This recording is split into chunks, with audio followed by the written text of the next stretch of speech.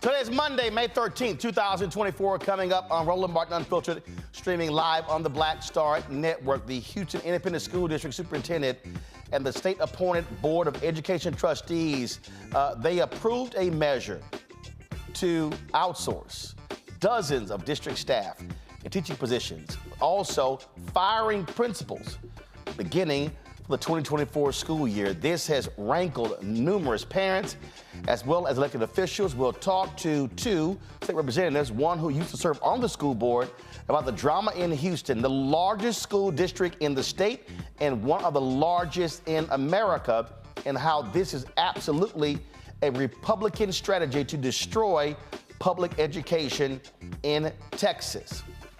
As the second anniversary of when a self-described white supremacist killed 10 black people in Buffalo, New York approaches, most recent FBI data shows that hate crimes are on the rise.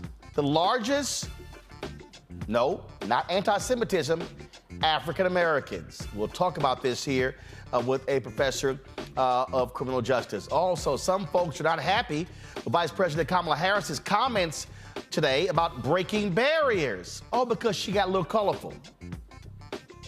I was good with it. It's been 5 years since 6 Louisiana state troopers viciously beat Ronald Green to death. His mother, Mona Hart, will be with us to update us on her fight for justice for her son. Also, it's National Women's Health Week, and our Fit, Live, Win segment and organizations is expanding its services to meet the post-Roe v. Wade needs, relaunching its Birth Justice Care Fund. Plus, new poll out. New York Times Siena has a lot of progressives upset. Why? The poll is a joke. I'll explain. It's time to bring the funk. I'm Roland Martin Unfiltered on the Black Star Network. Let's go. He's got it. Whatever the miss, he's on it. Whatever it is, he's got the scoop, the fact, the find. And when it breaks, he's right on time and it's rolling. Best believe he's knowing. Putting it down from sports to news to politics. With entertainment just for kicks, he's rolling. It's on go, y'all. It's Roland Martin, yeah. Rolling with Roland now. He's funk, he's fresh, he's real, the best, you know he's Roland Martin now.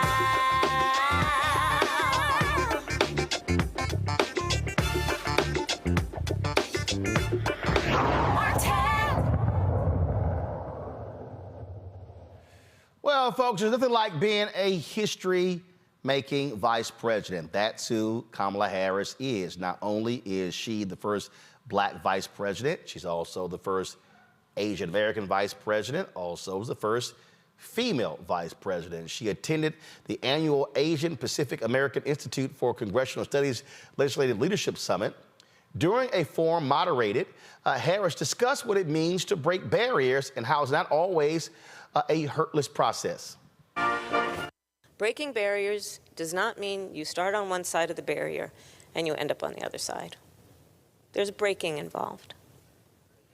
And when you break things, you get cut. And you may bleed. And it is worth it every time. Every time. And so too, especially the young people here, I say to you, when you walk in those rooms, being the only one that looks like you, the only one with your background, you walk in those rooms, chin up, shoulders back. Be it a meeting room, a boardroom, a courtroom, a hearing room. You walk in those rooms knowing that we are all in that room with you, applauding you on, and expecting certain things from you, including that you will not be silent in those rooms. And that we expect that from you because we also expect that you will internalize and know we're there with you. And so your voice can be strong. It is, as Alicia said, my mother would say to me, don't you ever let anybody tell you who you are. You tell them who you are. Don't ever carry as a personal burden your capacity to do whatever you dream and aspire to do based on other people's limited ability to see who can do what. This is part of what's involved, is that we have to know that sometimes people will open the door for you and leave it open, sometimes they won't. And then you need to kick that fucking door down.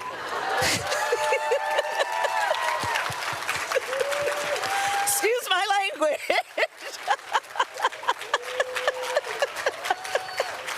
We're gonna make t-shirts with that saying, kick the fucking door down.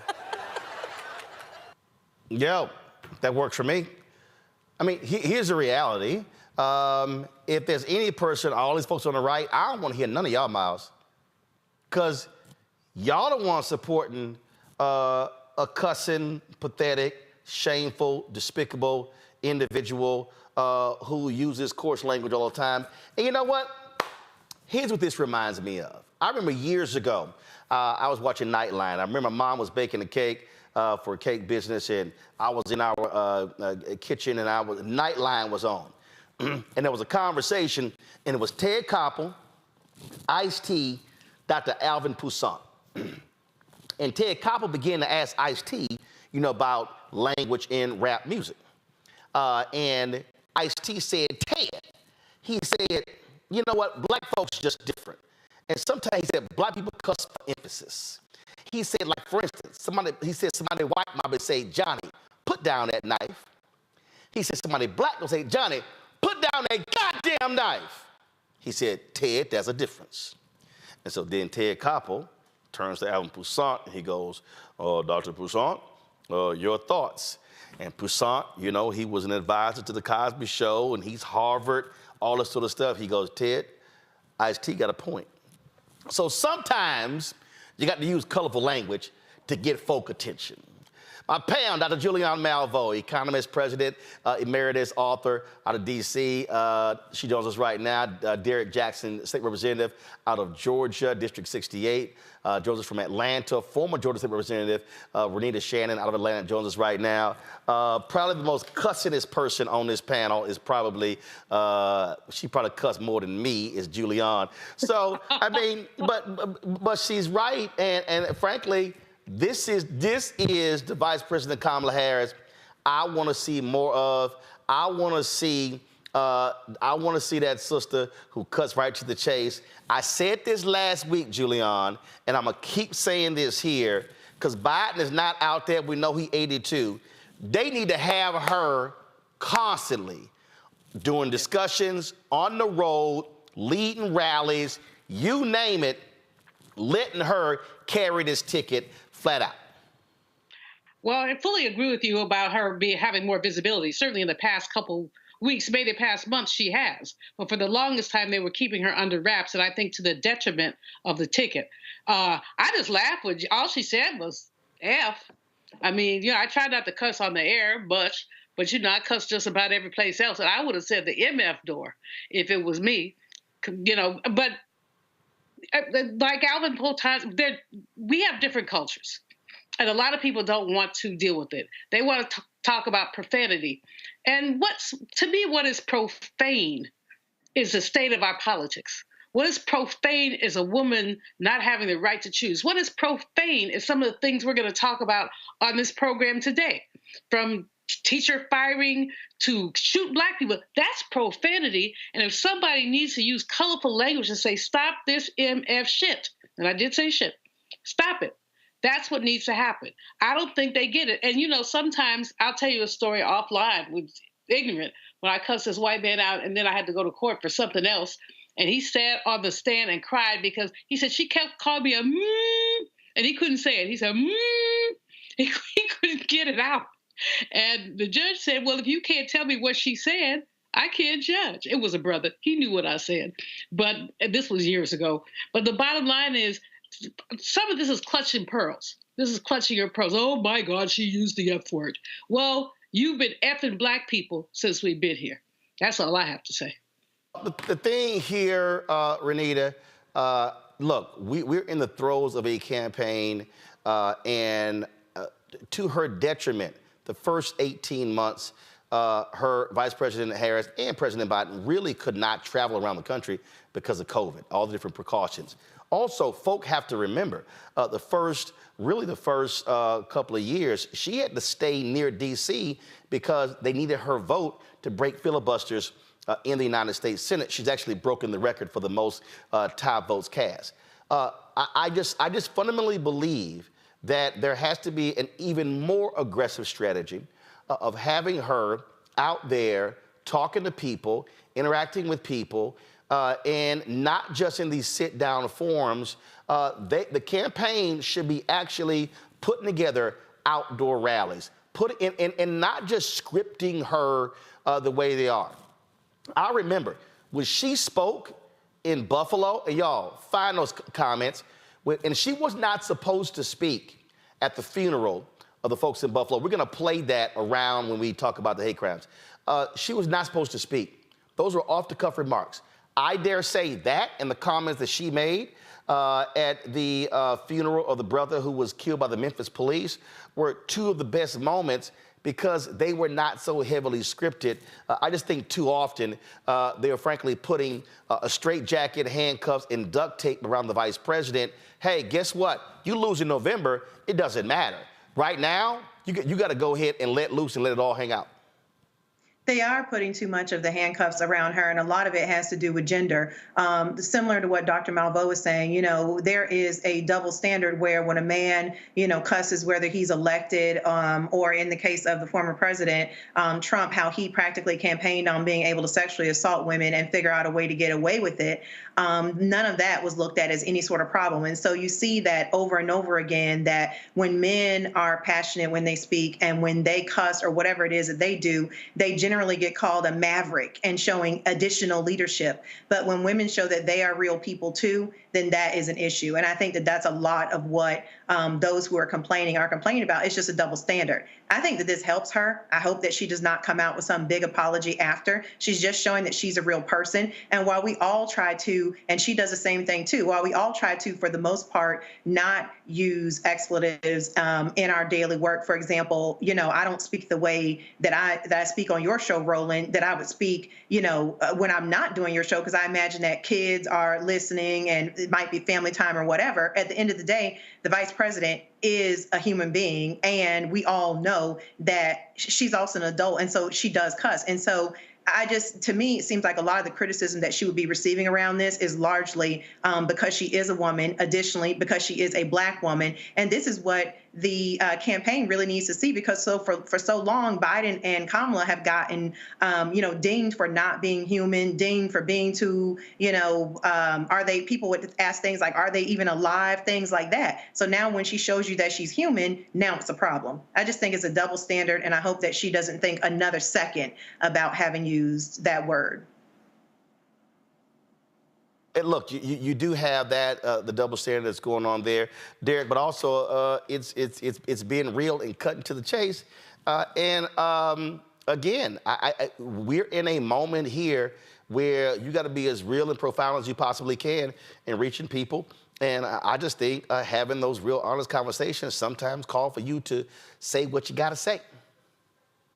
Roland, one of the things that I'm often reminded that we got to stop saying enough is enough, because we've been saying enough is enough for a very long time.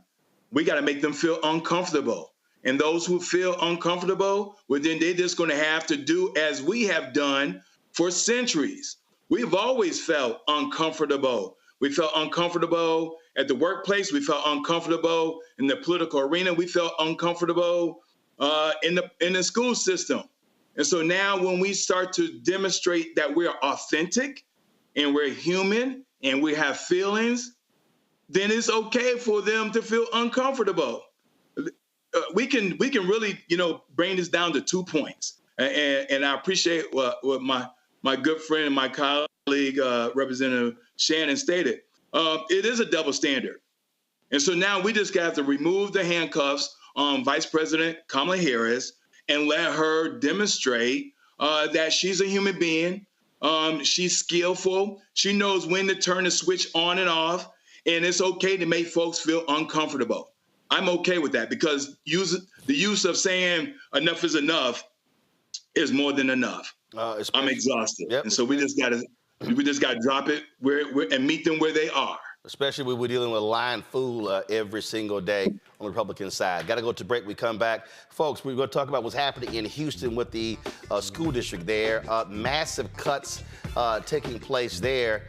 And somebody has to say it. Latinos in Houston, y'all going to have to own what's actually happening there. I'm explaining when we come back. You're watching Roland Martin Unfiltered on the Black Star Network. On the next Get Wealthy with me, Deborah Owens, America's Wealth Coach, are you trying to figure out how to earn more revenue in your business during these volatile times? Learn how to tap into the largest marketplace in the world through government contracting. Our next guest, Akia Hardnett, will be sharing how you can get wealthy through government contracting. We got a young lady, government assistance to government contracts. She literally was on government assistance when she came to us, and in less than a year, she has been winning multiple government contracts, and it has changed the trajectory of her family. That's right here, only on Black Star Network. Me, Sherry Shepard with Sammy Roman. I'm Dr. Robin B., pharmacist and fitness coach, and you're watching Roland Martin Unfiltered.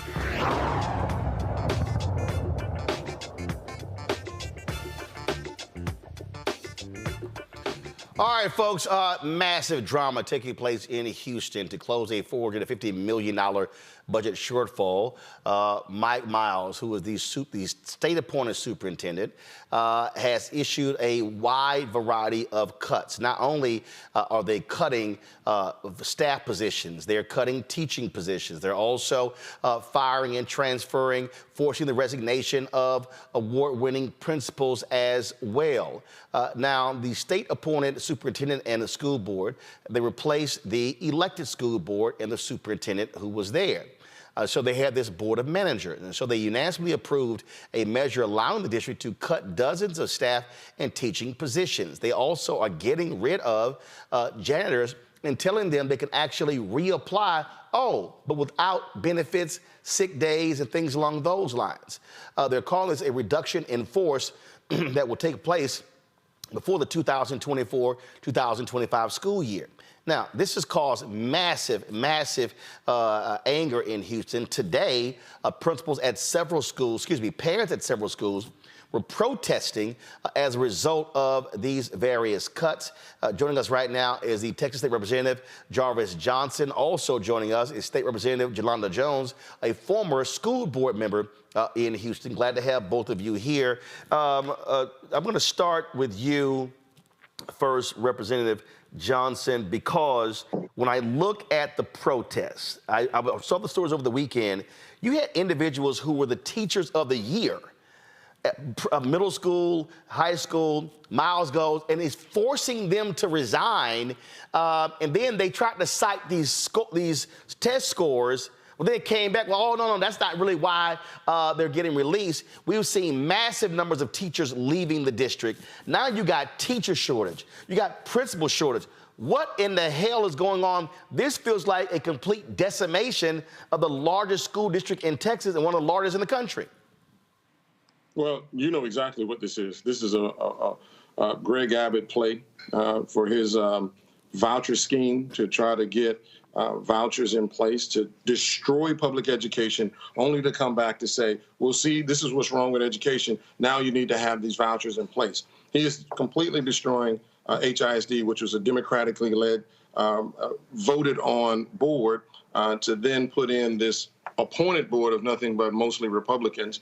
And so this is all by design to destroy education system that is made up of primarily Black and Hispanic students, just to simply destroy education. When you destroy the system by which teachers teach, you destroy the environment by which children can learn. If that's a hostile environment, then you don't expect children to learn. And then he's using matrix and he's using a scorecard that was antiquated or is the new system for the next couple of years and saying, oh, they would have scored poorly if this was in place. But HISD was a B+ rated school district, and they came in and completely destroyed the education system as a ploy. And this is nothing more than Greg Abbott, because we've already defeated his voucher scam. And so we're going to continue to defeat his voucher scam, but he's going to continue to try to destroy education systems all across this state. This is just HISD the first. It's going to be other school districts that are democratically led the next time. Yolanda, this is video here of a protest today. So let's be clear. These ain't just black parents who are ticked off. They done ticked off white parents, Latino parents. They're showing up at elementary schools, middle schools. These folks are not happy with these award-winning principals who literally are being forced to resign by Mike Miles, the superintendent. Mike Miles is trying to do that at your alma mater, Roland, Yates. But we can talk about that if you'd like to. So wait a minute, he's trying to force it. Wait a minute, he's trying to force out the new principal? Yeah, the one he put in. So because he got rid of the one before, Tiffany Guillory, who you know. He forced her out, so she was forced to retire.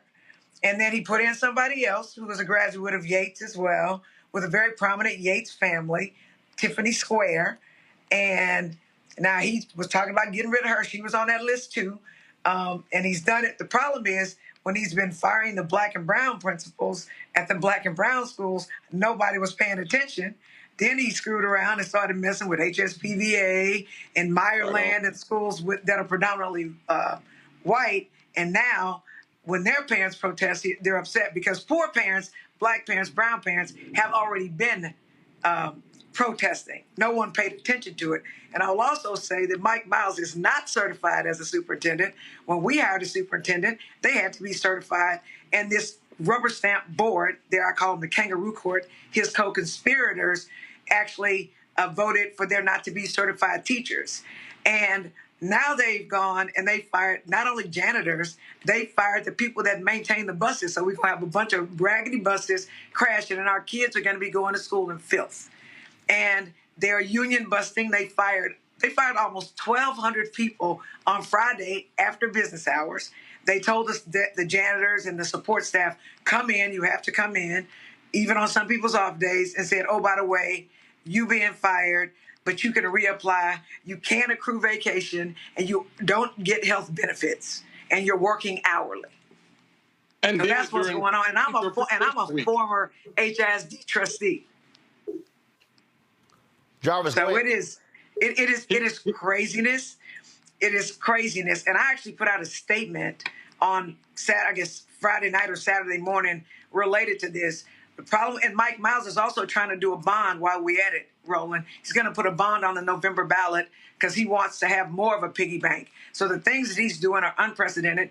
HISD is the 7th largest school district in the United States. It's the largest school district in Texas, and it is the largest single city school district. So the other school districts in the country that are bigger than HISD are like counties, LA County, like that. So he's trying to destroy it because, as Representative Johnson said, we defeated his voucher scam. So he's trying to destroy HISD, and as HISD goes, the rest of the state will follow.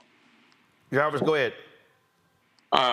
He did all of this firing towards the end of the school year, and he did it during Teacher Appreciation Week. Literally, he fired all of these teachers and principals during Teacher Appreciation Week. What kind of sick individual does that? And how demoralizing can that be? When we're supposed to be celebrating teachers, we already know they're woefully underpaid. We had an opportunity with the $34 billion in surplus that we had in the state of Texas that we could have given teachers pay raise, but the governor and the Republicans refused to do so. And then on top of that, you go put this Mike Miles cat in place, and then he turns around and destroys the entire the excitement that teachers have every single day. And you go to them and say, you're fired during Teacher Appreciation Week. I mean, and let me tell you something. How sick is that? I'll say this, Roland. He tried to fire principals before, but he got really bad backlash because, again, he had targeted some principals. And he said, oh, I'm not going to do that like right now. So he waits until the very end. He's implemented this new system called NES, which is shown to be a failure. And he actually was in Dallas ISD. They ran him away from Dallas ISD.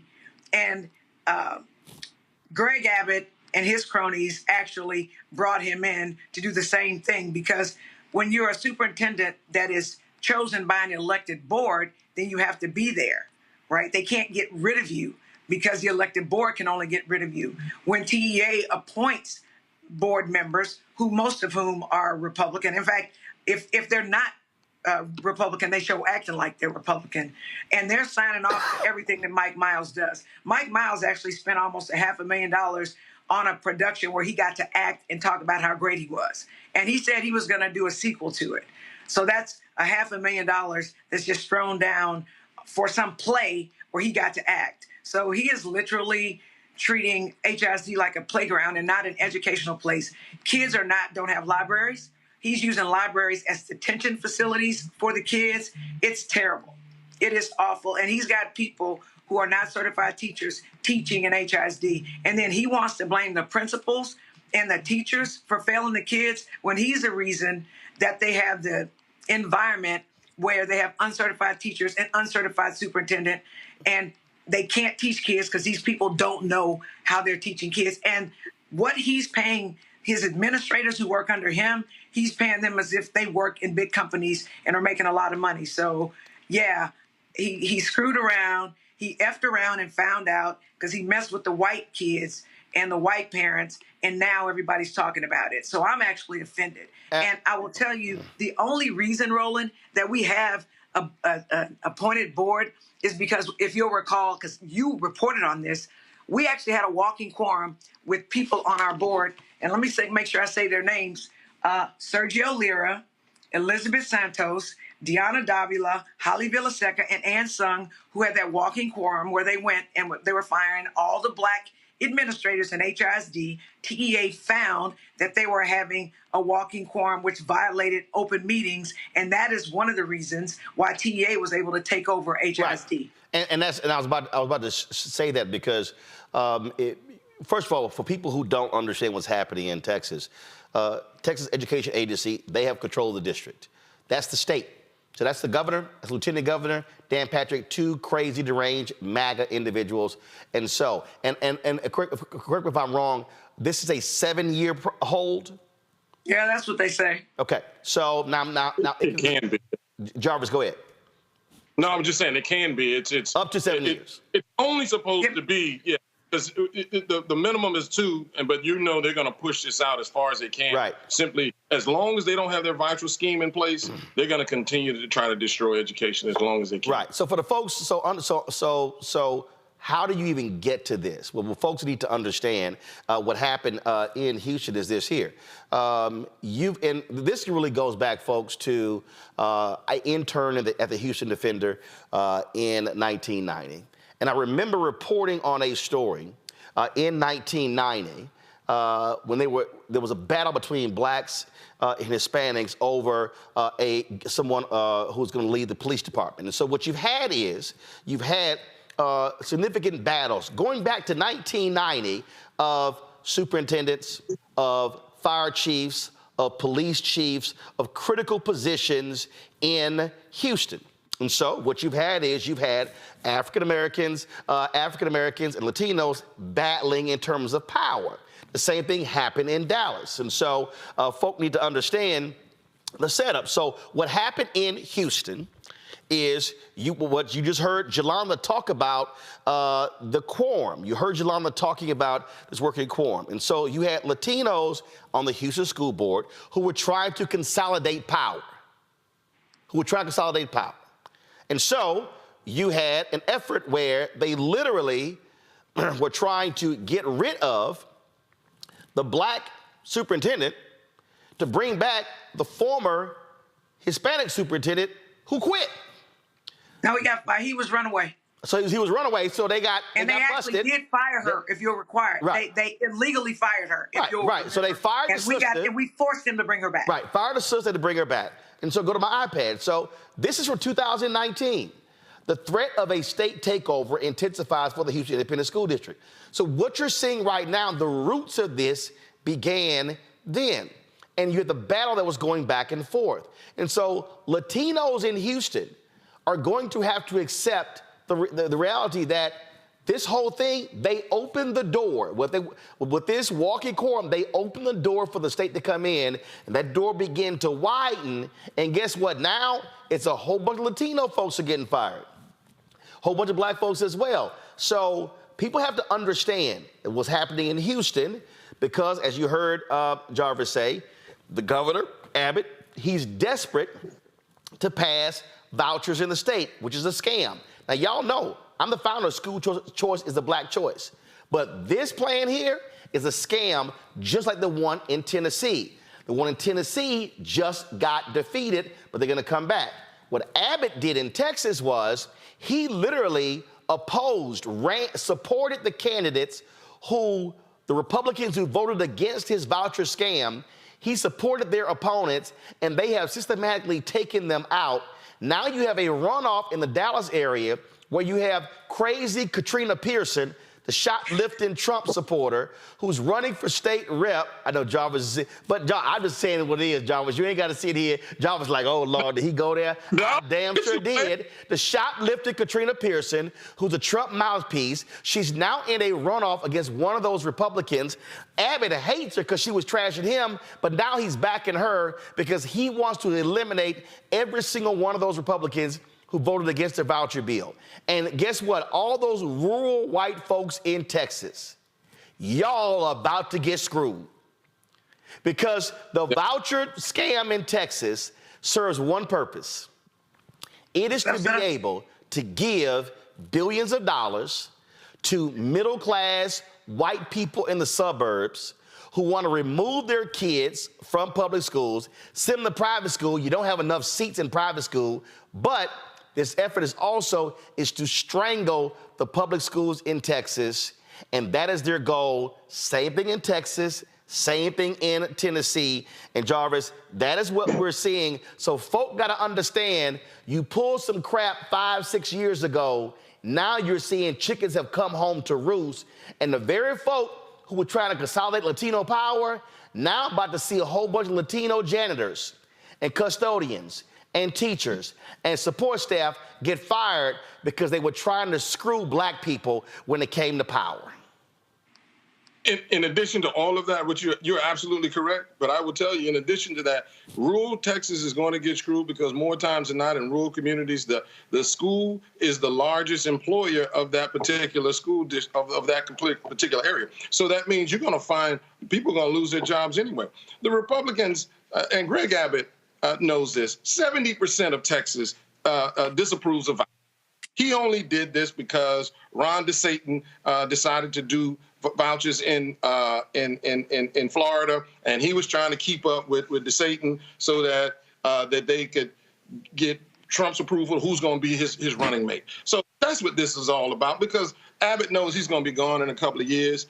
He's not going to be the governor, but at the end of the day, he's just trying to use this platform to rally his base, to make them think that he's doing good by their kids, when in fact, this civil war that the Republicans got going on, it will destroy them. And I'm all for it. I'm here for it because they're tearing each other apart. And they're tearing these schools apart. And I'm so glad, Yolanda pointed that out, I'm so glad that you're now bringing it to the doorsteps of people that normally didn't understand it, they didn't see it. See, the one thing you got to have in politics is empathy. Because when it starts to happen to you, when this thing starts to come at you, then all of a sudden you go, oh, is that what this was all about?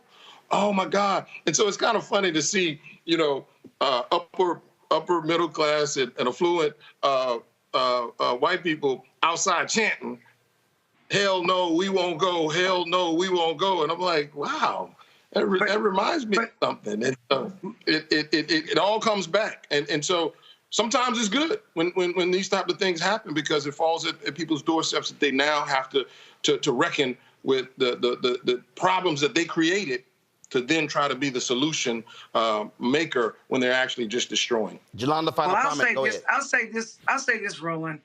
So yeah, he screwed around and he messed with the white schools and the white children. But the bottom line is this. I'd like to see the white parents rally when he's closing our schools and firing our principals, right? Because we hadn't seen that, although we are supporting them because we understand a rising tide lifts all boats. But I'll also say that Abbott wants for the vouchers to give $10,000 per kid to basically it's subsidizing rich people and middle-class white folks kids to go to school because they're going to these private schools where the tuition is $27,000, $30,000, $40,000 a year. So you give them $10,000, they're only paying $15,000 or whatever. And what black folks and poor folks don't always understand is private school costs more than $10,000. And when you get if vouchers pass, that doesn't pay for your transportation. It doesn't pay for your food. You're not getting the federal dollars. So the people that are going to be stuck is the parents who think they can literally have enough money with these vouchers and go to another school. And insofar as rural areas, it's going to kill them because generally there are not a lot of schools, right? So maybe in an urban city like Houston or Dallas, there may be a bunch of schools or some charter schools or whatever around where I can catch a bus or something and get there. These places in rural areas are 30 and 40 minutes away. So it's going to decimate them. And so I'm actually very, very, very sad to see Abbott try to exact this plan and go around what voters wanted because HISD, I believe, is irreparably harmed right now.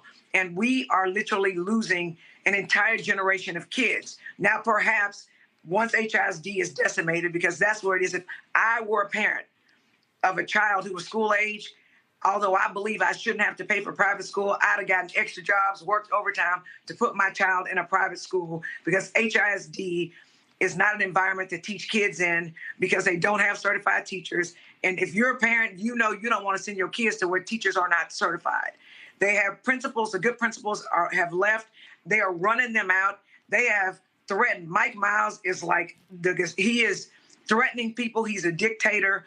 And principals literally call me and they're afraid. Teachers call me and they tell me what's going on because they are afraid that if they open their mouth, so he's stifling their First Amendment rights, that they will lose their jobs. And so there is not a First Amendment right in HISD for anyone who works there. So HISD is destroyed. I don't know if we can fix it. I don't know if we can fix it, at least now in the near future. Well, very simple, folks. That is, I totally get what you're saying, Jolanda, in terms of these white parents. But you know what? Whatever wakes them the hell up, cool. Just like in Tennessee, it was a whole bunch of black folks getting shot.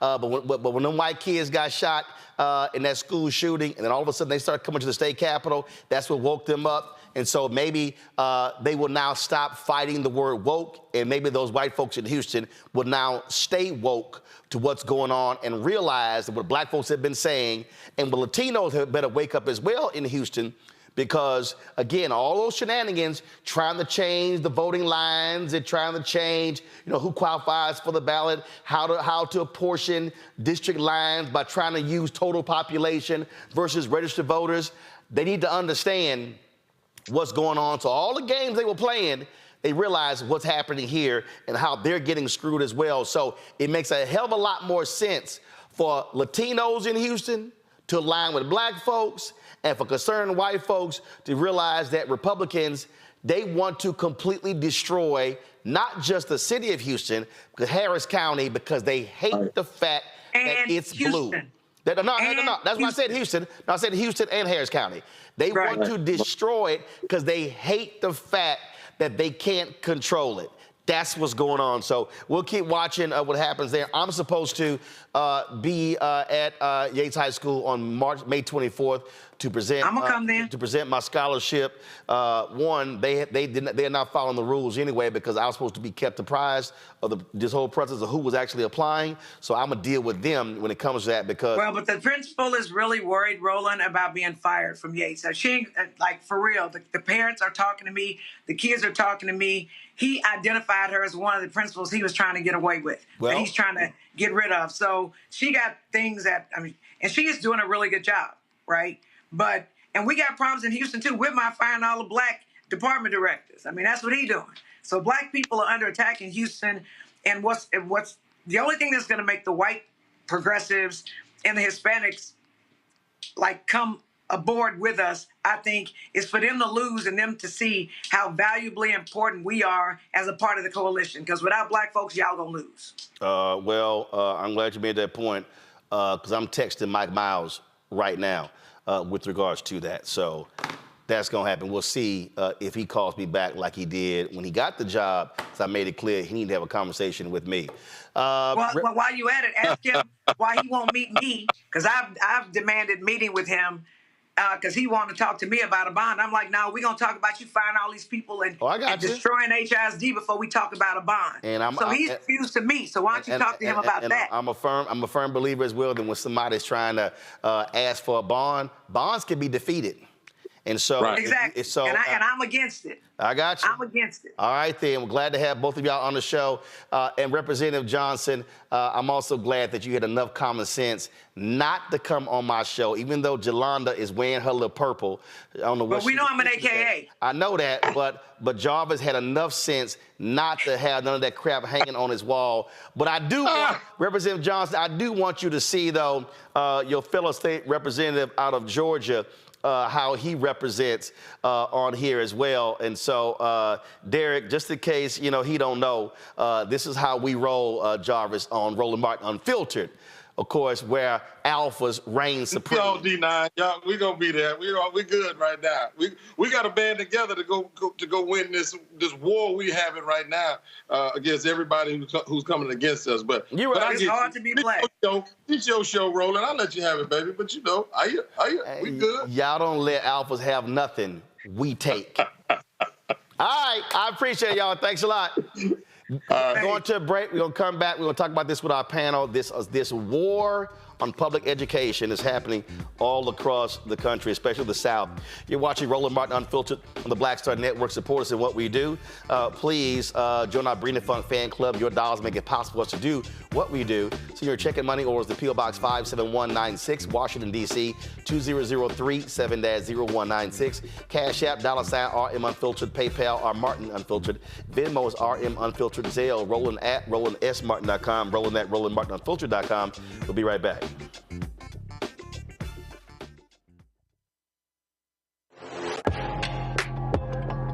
A lot of y'all have been asking me about the pocket squares that we have available on our website. You see me rocking the Shibori pocket square right here. It's all about looking different. Now look, summertime is coming up. Y'all know, I keep trying to tell fellas, change your look, please. You can't wear athletic shoes every damn wear. So if you're putting on linen suits, if you're putting on some summer suits, have a whole different look. The reason I like this particular pocket square, the Shibori, is because it's sort of like a flower and looks pretty cool here versus the traditional boring silk pocket squares. But also I like being a little different as well. So this is why we have these custom-made feather pocket squares on the website as well. My sister actually designed these after a few years ago. I was in this battle with Steve Harvey at Essence, and I saw this at a St. Jude fundraiser. I saw this feather pocket square, and I said, well, I got some ideas. So I hit her, and she sent me about 30 different ones.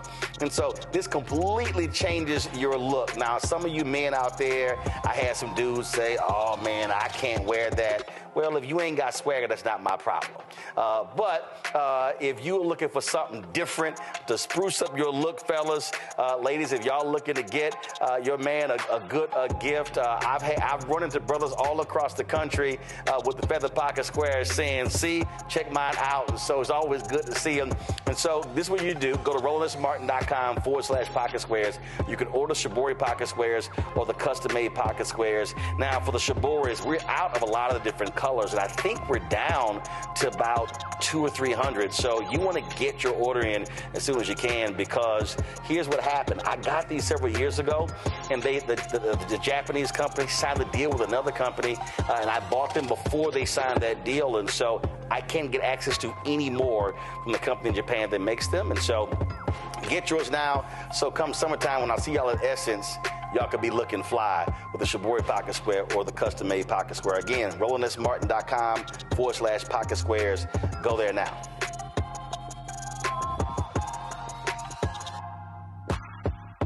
Hey, it's John Murray, the executive producer of the new Sherry Shepherd Talk Show. You're watching Roland Martin Unfiltered.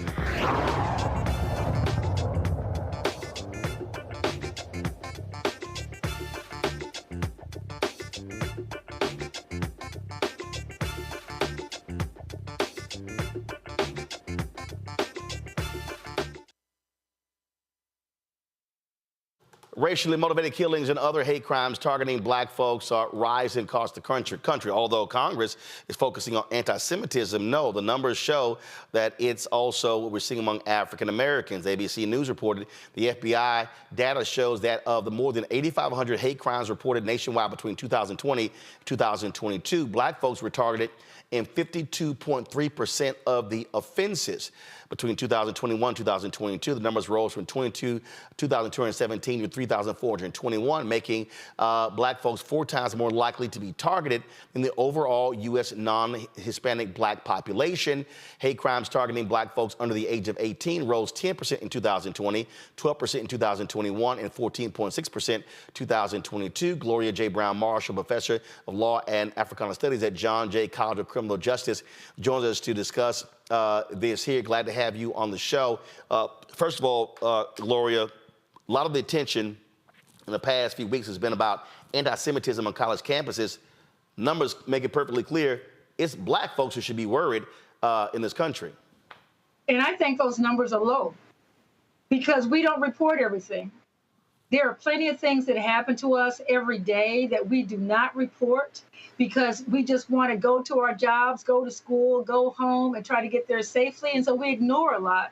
We ignore a lot of police intervention and harassment, as well as harassment by others. And so I think it's very important for us to understand that those numbers can be misconstrued as being lower than they actually are.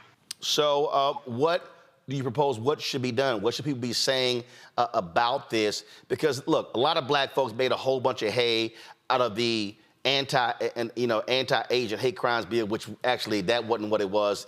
It was really a joke. It created one position for 1 year. So the reason it passed so easily, there was no teeth behind it. What should be happening? Well, for one, we have an Emmett Till Anti-Lynching Act that was signed into law in 2022. I'm sorry. You could explain that again for all the black folks in the back who keep saying there has been no anti-black hate crimes law passed? There has been an Emmett Till anti-lynching law that was passed in 2022, and that is after almost 200 years of trying to have anti-lynching legislation passed in this country and always being blocked by the Senate. And this time it was barely passed because Rand Paul tried to block it. But here's the thing. The prosecutors aren't using it. This is even when it comes to police-involved civilian killings. The prosecutors must bring the charges. The prosecutors must put the evidence before a grand jury, call a grand jury and try to get an indictment. And so you can have all the laws in the world, but if the prosecutors aren't willing to actually prosecute, then it's just words on paper. So what we should be doing is pressing the U.S. attorneys across the country to utilize this law. So how can that law be applied to these hate crime attacks against African Americans?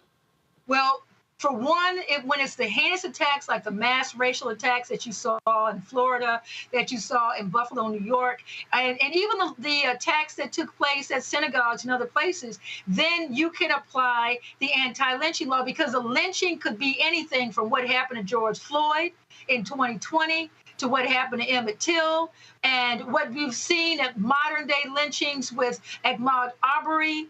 There are certain ways in which killings take place in horrible ways in order to send a message to the community. It's not just the killing itself. It is the horrific way in which the killing takes place. In this country, we've had people burned alive. I'm talking about more than one case of people burned alive. We've had people having their eyes gouged out, having their tongue cut off, all these horrific things, castrations, pieces of body put in store windows. This is happening in this country. And so when we have these mass killings that are race-based, we need to be bringing anti-lynching charges against the people who perpetrate them. As far as the individual hate crimes, we need to know that a hate crime is different from a regular assault because a hate crime has a racial bias to it. That involves intent.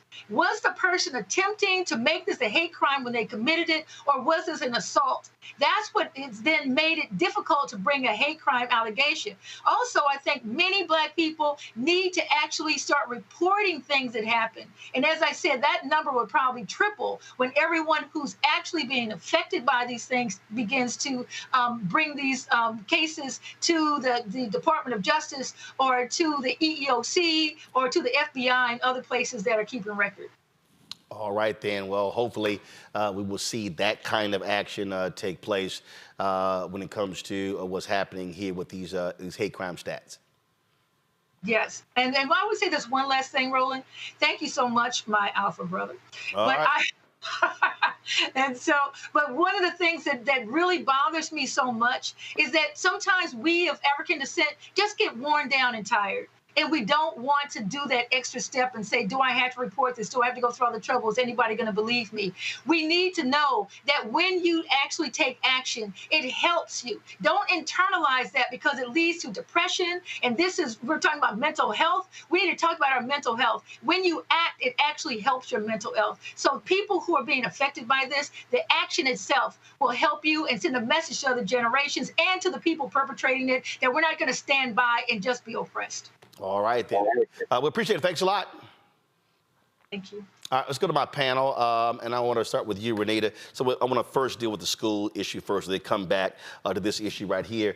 And that is, when we talk about this attack that we're actually seeing, people need to understand billionaire Republicans are funding this effort to completely dismantle public education. Now, one reason why, and this is the leading reason, it has nothing to do with education. The targeting of public education is that they're targeting teachers' unions, which are the largest donor to the Democratic Party. So that's one. Two, what they also are trying to do, they are trying to create a right-wing Christian nation.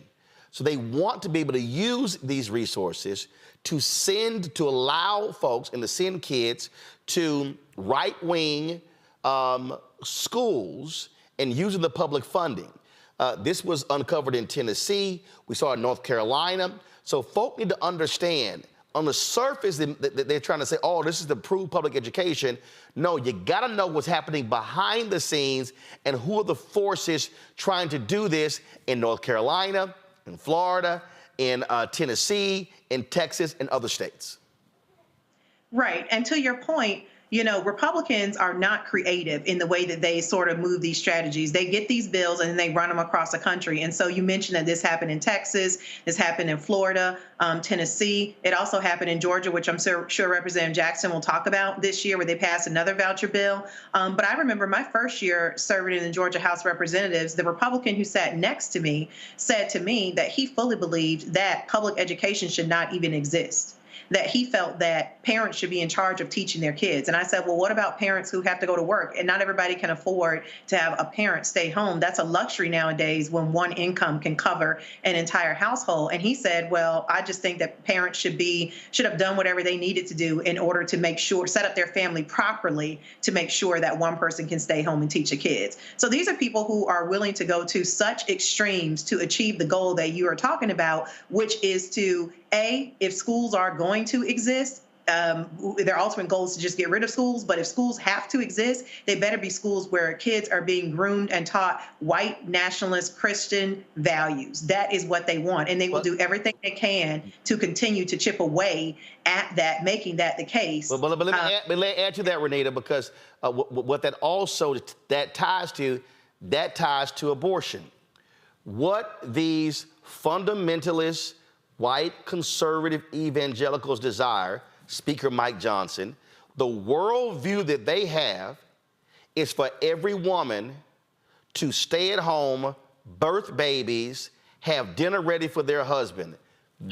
That's also a part of this agenda. Mm-hmm.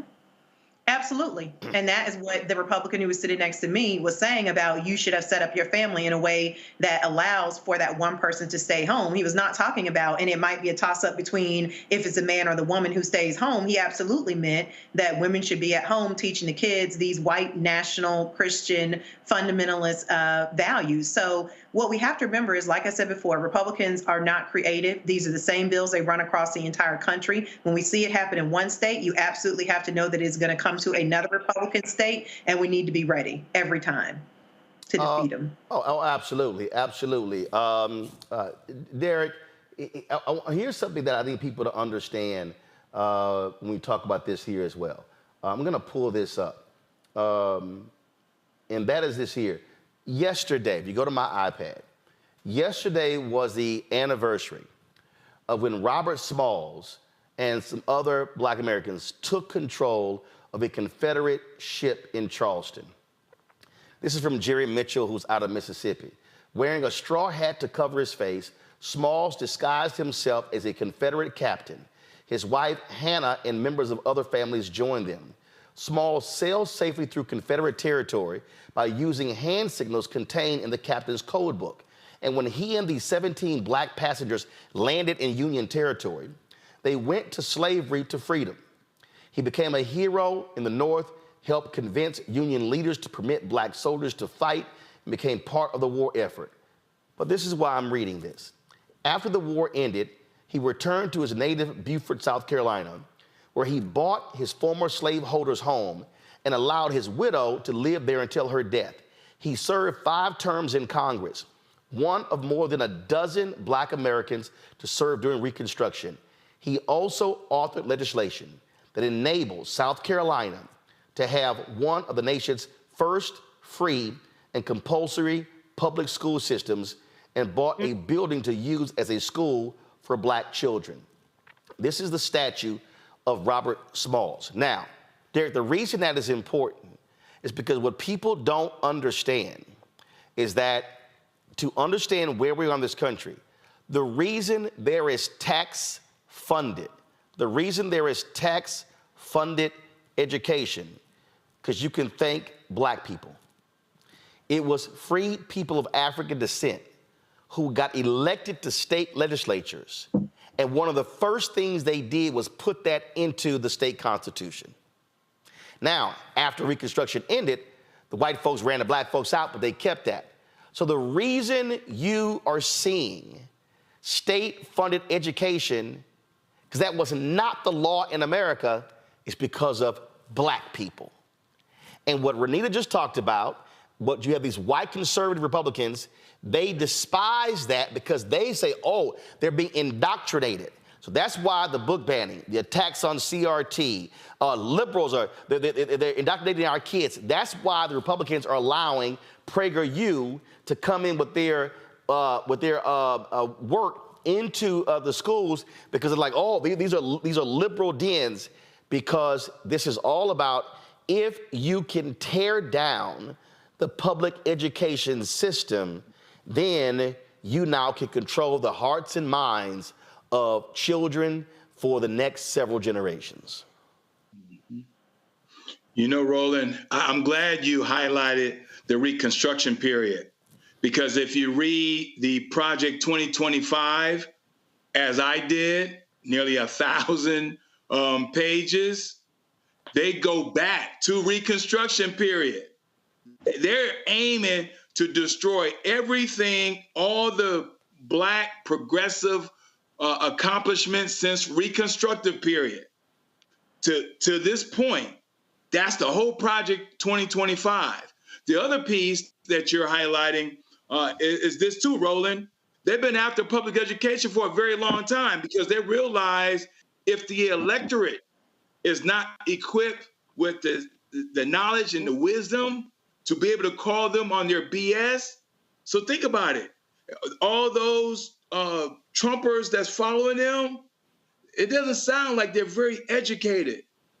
And I'm not demeaning them. I'm just saying a person that can think for themselves, and they understand the value of wisdom and education, cannot be led astray.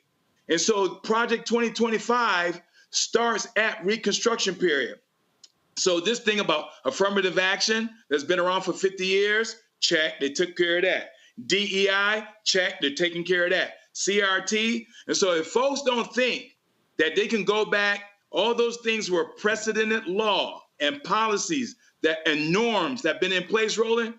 If you don't think they can go back, just ask Arizona, because they went back to 1864. And what happened a year before that? 1863, Emancipation Proclamation. So that's the reason why I tell all my constituents, you better wake up, because you keep asking this rhetorical question, how far back they want to go. Right. Well, they just demonstrated that they can go back to 160 years. Well, in fact, in one of the Supreme Court rulings, that's actually what Justice Sam Alito did. He referenced laws dating back to the 1800s. Julian, again, we're talking about what's happening with education.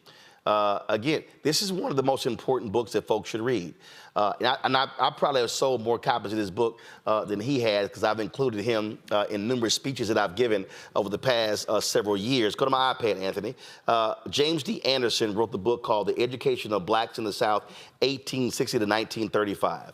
And he details the battle of African Americans when it comes to education, but also creating this point. And so when we talk about what's happening, I need people to understand what the Republicans are trying to do is literally destroy a system that black people put into place because they understood that white racist slaveholders, they said, wait a minute, if these people want to kill us for learning to read and write, there must be some type of power that comes with that learning to read and write. And so one of the first, in this particular book, he talks about how the white abolitionists came to the South shortly after the Emancipation Proclamation. And the white abolitionists were like, oh, we got to get down there to educate these poor black people. They got there and realized 500 schools had already been created by black folks who could barely read and write. They were like, we wasn't waiting on y'all. And so what you're seeing, the attempt to dismantle public education, is the attempt to dismantle one of the most fundamental things that black people helped make possible in this country, because they would want to make sure that our kids could be educated. So when you underfund schools today, and most public schools in America are predominantly black and brown, this is an absolute direct assault on black people. Well, there's no question at all, Roland. And when that book is a great book. I've read it a couple of times, actually. There is, when I was inaugurated as president of Bennett, my inaugural speech included these words: to teach a slave to read is to excite dissatisfaction to the detriment of the general population. That was a 1831 law that was passed in North Carolina. It went on to say that if a white person taught a black person to read, they could be fined, what today would be thousands of dollars. But if a black person taught a black person to read, they could be flogged up to 40 times. That's how dangerous our intelligence is. So when people tell the stupid trope, if you want to hide something from a black person, put in a book, that's nothing but a bloody lie. Basically, we have always thirsted for education, and they have always tried very hard to keep it from us. So these attacks on public schools, and if we went school district by school district in terms of those schools that are heavily black, you would find that many of them are now on half days for high school students. Some of the main things that we count on for education, civics. Many schools have removed civics education. And then some people think of sports and band and music as frivolous, but they're not frivolous things. They teach people how to be citizens in the world. But we go and look at these school districts, and what we're seeing is cutting, cutting, cutting. The Houston case is very unfortunate, but it's also not especially unusual. This one, because what's his name, Greg Abbott, is missing a brain cell somewhere or another, and he's on the attack. And what he's trying to do is basically out-Trump Trump at some level. But, you know, most people don't publicize it. They just do it quietly. Right. What I'd be interested in knowing about Houston is what's the racial composition of the people that they're getting rid of. The other thing that I'd be interested in knowing, I mean, do people understand when you fire the custodian and say you can come back, but without benefits, somebody's making money off that. And so we always have to follow the money. Who are these companies that are doing the contracting with the schools? Who owns them and what are they gaining? And that's a really important question, because when you have predatory capitalism, you have somebody who is always going to gain, especially when Black people lose. So it's pervasive. And the challenge is with the sister you just had on, sister from John Jay, she said people get weary. People get tired. I talked to a young brother that he said he's not voting. He's sick of politics. And when I ran it down to him, I'm like, dude, really? He told me, Roland, that everybody talks about student loan forgiveness, but he didn't go to college. So there's a class bias to all these things that Biden has done, which isn't the case, but he's been listening to the wrong Black nationalists, and he was confident enough to run this nonsense by me until I shut him down. But even still, a young Black man, 20, who just doesn't believe in voting. How can he not believe in voting? Because we're not teaching voting. In civics, you used to teach voting. You used to teach about what your choices were. Now you've got these folks who are basically, they're threatening your book, white people, lays it out.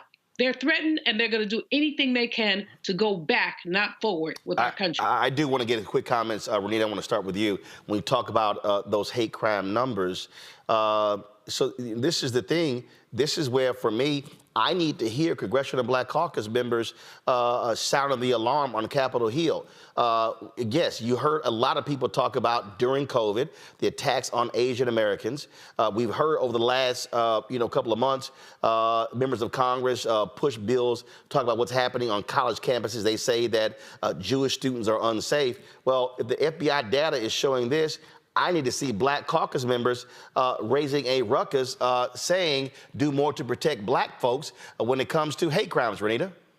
Absolutely, I agree. And that is the thing that actually makes people vote. Because listen, let's just not pretend here that white people are going home every night teaching civics to their kids and reading lots of books and so well educated on voting. They're not. They are receiving things when they vote from the Republican Party, and we need to be receiving things as well. So I agree with you. That is something, this needs to be uplifted. We need to see some plans around what you're going to do about the brutalization that is going on against Black people in this country and the crimes. Additionally, I would say, as your guest brought up, police data, police brutality, harassment, and killings also need to be added into this data. Because when you look at what has happened to Black folks at the hands of police that we see happen week after week after week, and we know that these are things that they are not doing to white folks, how can you argue anything other than those are hate crimes as well? And so when you think about George Floyd, when you think about the brother who was killed in Alabama, where the police kicked his teeth, beat him up so bad and kicked his teeth in so hard that when they did his autopsy, they found that his teeth actually went down his throat.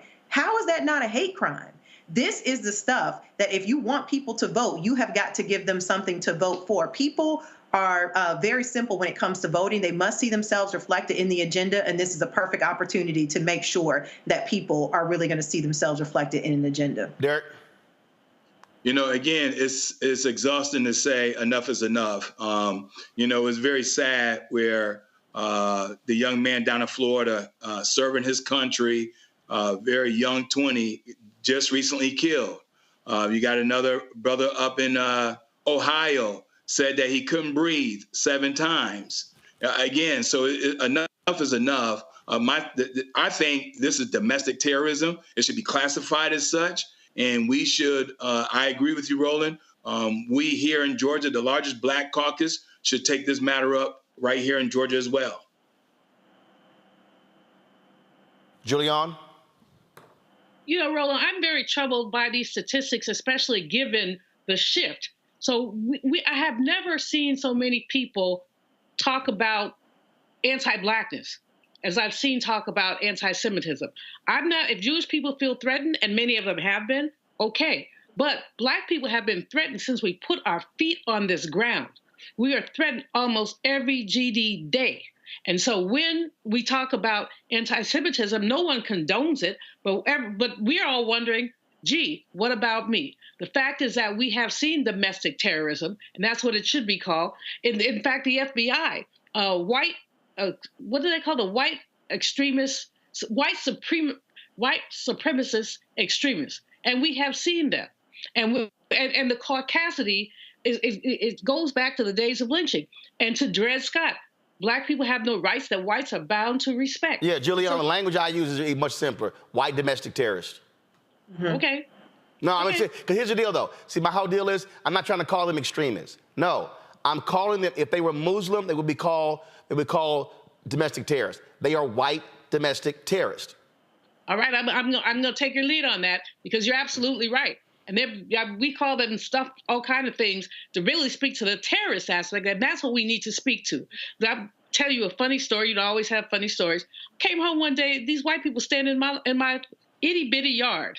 You see, I live in the brownstone downtown, and I'm trying to be nice. You know, I'm getting old, so I'm trying to be kinder and gentler. So I said very nicely, "Hi, my name is Julianne Melville. What are you doing in my yard?" Woman tells me, "I'm just looking around." I said, "This is not the museum. You know, this is my private property." Do you know what the woman told me? I told her I was going to call the police. She said, "You have to prove that this is your house." At which point, all that language that you referred to earlier came out, in addition to the fact that, I had a stick, I had my cane, and I said, "I will pulverize you, and it won't take me but 5 minutes." But that's caucasity. You in somebody else's private property. Here's the answer. I'm sorry. We're leaving.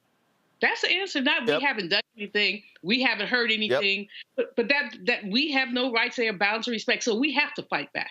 So we absolutely have to fight back. Folks, hold tight 1 second. We come back, we're going to talk about the continued fight for justice in Louisiana in the case of Ronald Green, where these state troopers lied, viciously beat him and killed him. And unfortunately, justice has not been fully served. Also, we'll talk about what continues to happen. Excuse me 1 second. In terms of the battle on these college campuses, we'll continue to see what's happening there. Also,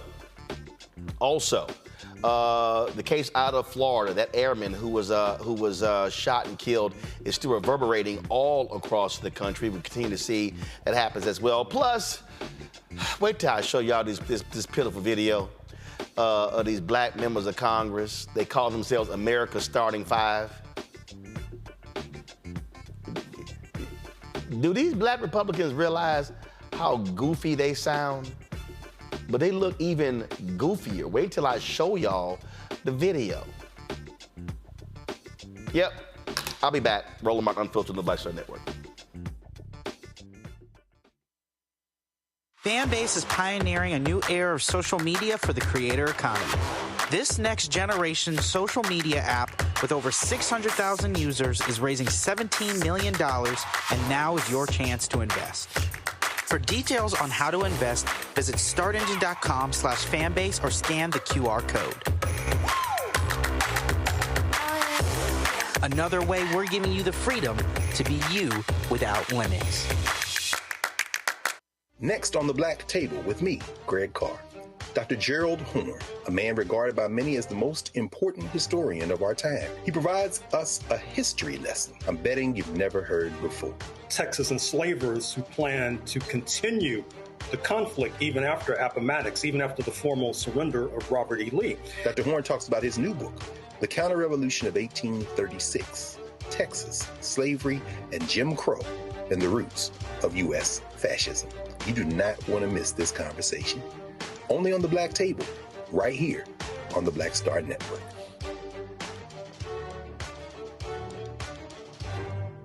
Me, Sherry Shepard, and you know what you're watching, Roland Martin Unfiltered.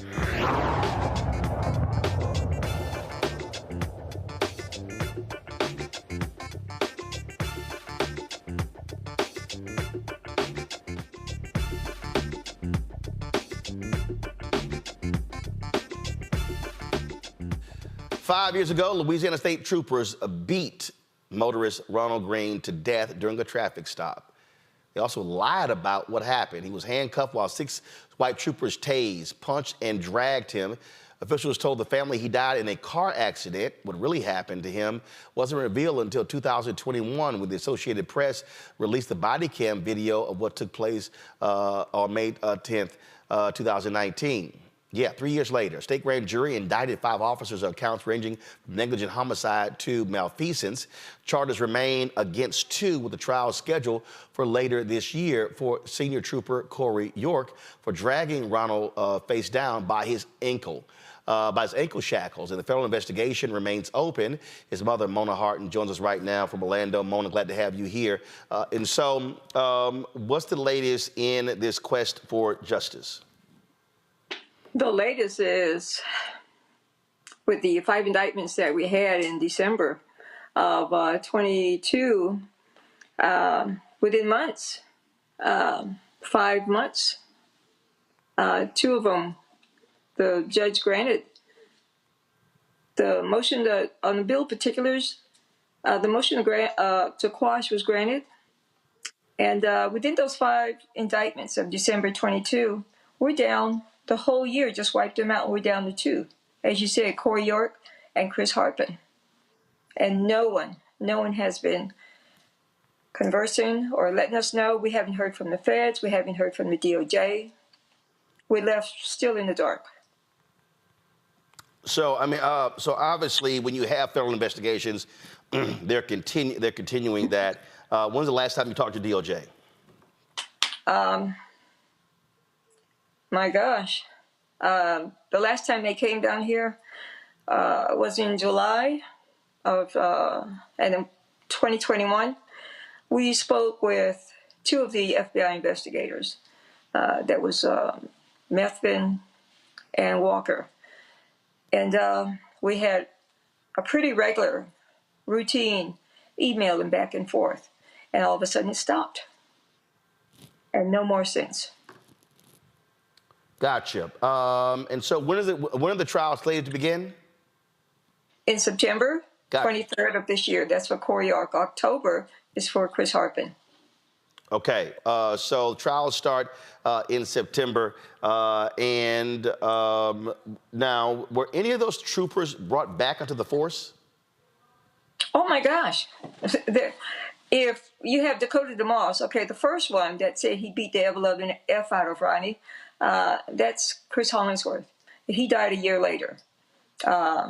They say it was an accident. Some folks say that he did it to himself.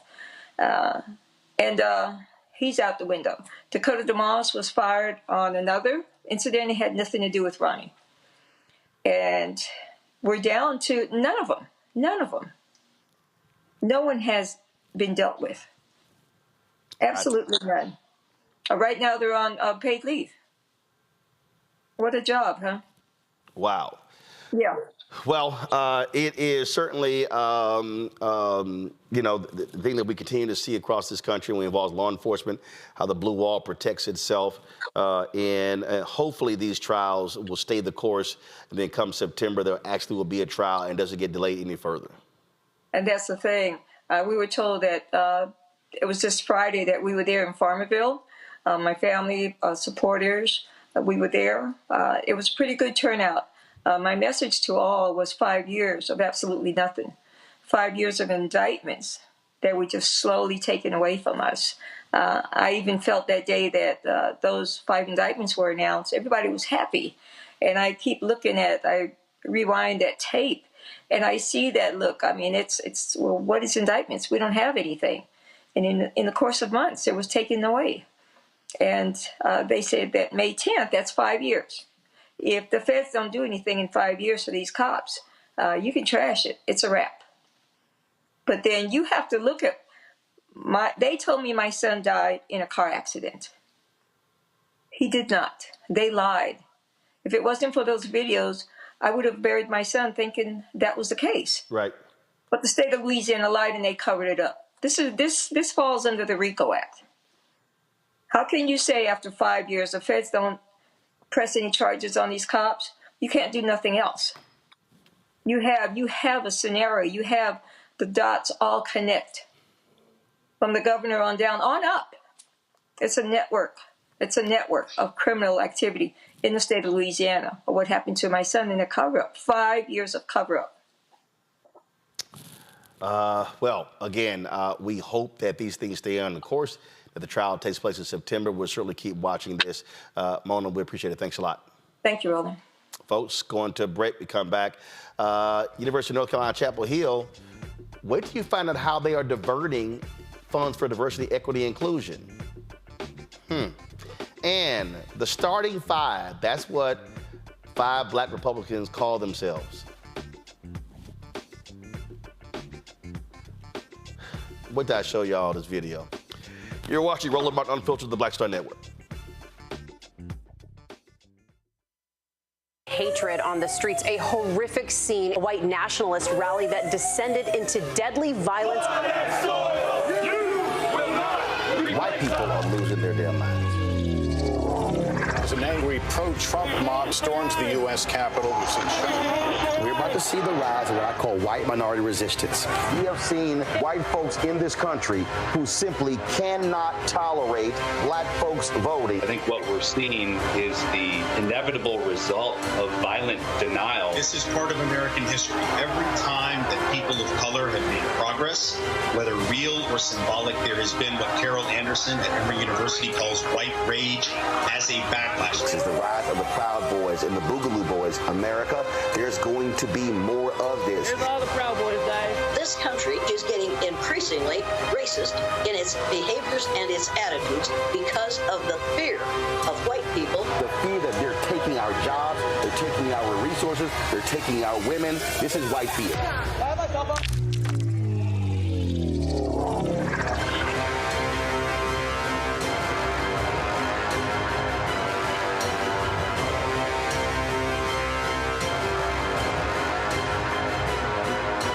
On a next, A Balanced Life with me, Dr. Jackie, the necessity of believing in things you can't see. It's called faith. It comes in all shapes and sizes, and it's powerful. And it's a big part of being able to live a balanced life. The valley I experienced being a cancer survivor was one where my footing was completely unstable. I had no idea what to do. And in that instance of not knowing what to do, I had to rely on faith. That's all next on A Balanced Life, only on Black Star Network. Farquhar, executive producer of Proud Family. You're watching Roland Martin Unfiltered.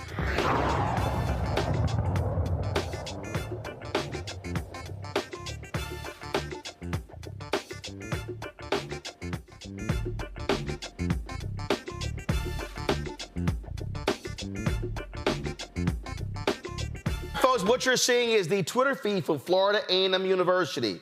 What you're not going to see on the Florida A&M University Twitter feed are any videos and photos of the $237 million donation that was announced a couple Saturdays ago by Gregory Jerami, the so-called hemp farmer out of Texas.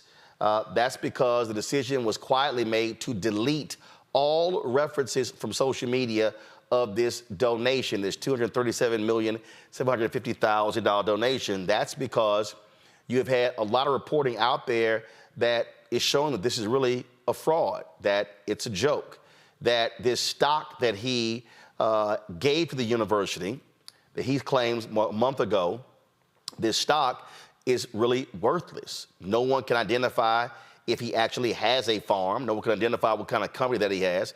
He's claimed to have 7,000 contract workers. He's claimed to have farms in multiple states, and none of that can actually be confirmed. Last week, the Florida A&M Foundation held a meeting where it got real contentious. There were a lot of questions that were asked during that meeting with regards to this donation and what it entails. And again, they have been unable to really answer a lot of those questions. On Wednesday, the Florida A&M Board of Trustees, they are going to have a meeting where this is going to be discussed. Now, on that call with the board, with the foundation, there's one sister who was on it who actually has a strong financial background. She raised some really important questions that I think Florida A&M needs to answer. Listen. I want to first say that I just want to say how excited I think a lot of us were when we saw this first come through. A major donor gift, the institution, to take the institution to a transformational level is amazing. However, I have to say that I came here with an open mind. I'm listening. And as a new member of the board who just started in January, I'm really here to focus on our fiduciary responsibility to be financial stewards and to protect the reputation of the foundation itself. I'm sure there are operational and leadership challenges and concerns that will be addressed by the Board of Trustees next week. So I just want to make sure, folks know that I'm here to really understand the process and the transaction itself, because what is striking to me is what I heard from our OCIO from Disciplina, that they just heard about this for the first time on Sunday evening, as well as what I'm hearing and what my personal experience is that the first time I heard about this was a text message from a friend forwarding me something on Saturday, and the board got no official notice about this until Sunday afternoon. That's very, very problematic with such a major donation. So my concerns are twofold.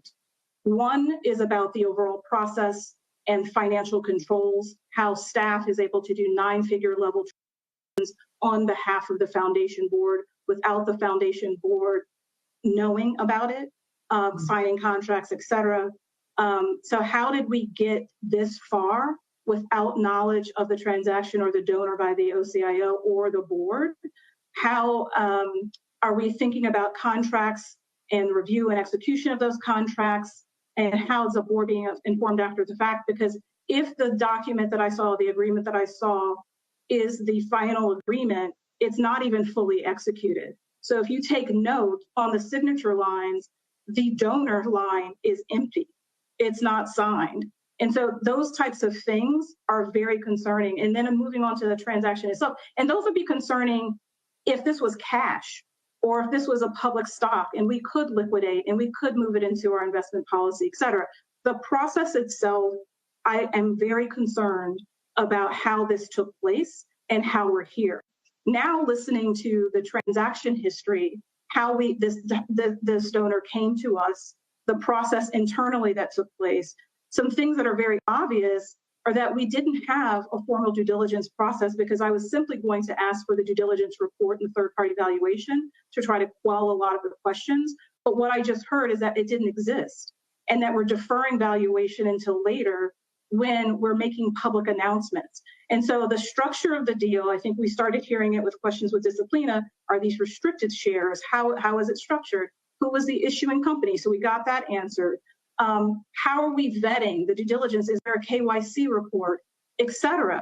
And so where I'm going to leave this, because I think we can't answer the questions I originally had, is really going to President Robinson.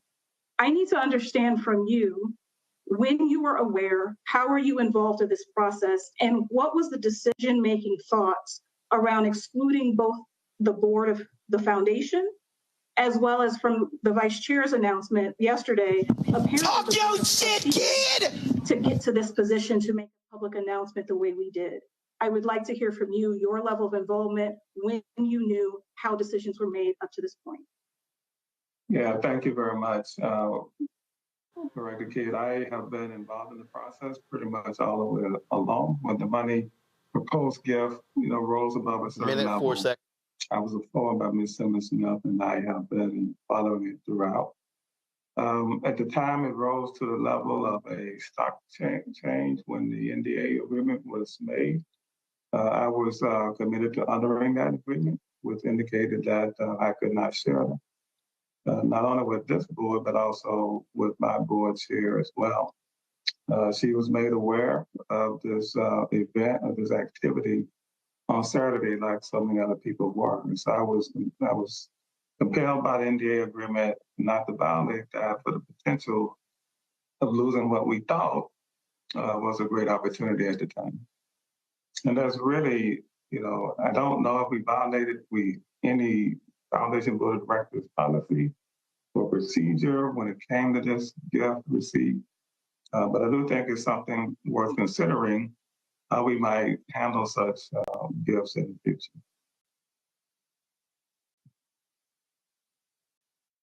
I want to first say that I just want to say how excited I think a lot of us were when we saw. All right, so where shall I begin? The comment that you heard from President Larry Robinson right there was one of the dumbest things I've ever heard in my life.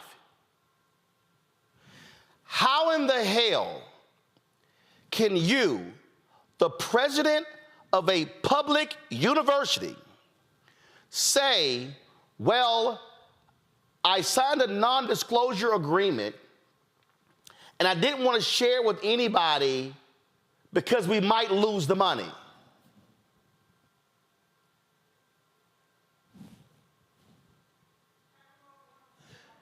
You are the president of a public institution. That's one. This is the sister who was jamming him up. Shakisha Kidd. Everything she said was on point. She's like, who was involved in this? And how do you have a document that was not signed by all parties, but your ass put a press release out? You put out this big old story.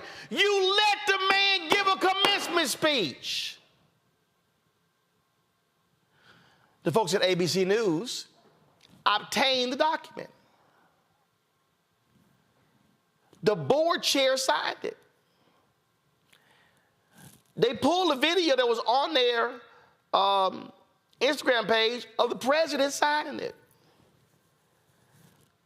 Jerami signed it, but there were two signatures. There was one for the trust representative and one for Jerami. The trust line was empty. So how in the world do you come out publicly and tell the world that you got a $237,750,000 donation that to the layman or the laywoman, you think, yo, somebody actually gave them $237,750,000. No. You come to find out that it was $237,750,000 worth of stock in a company that nobody from Florida A&M checked to see even exists. He valued the 15 million shares at $15.85 in a non-existent company. And you touted this. And it went public. And you celebrated it. And you let him give a commencement speech wearing them sharecropper shoes.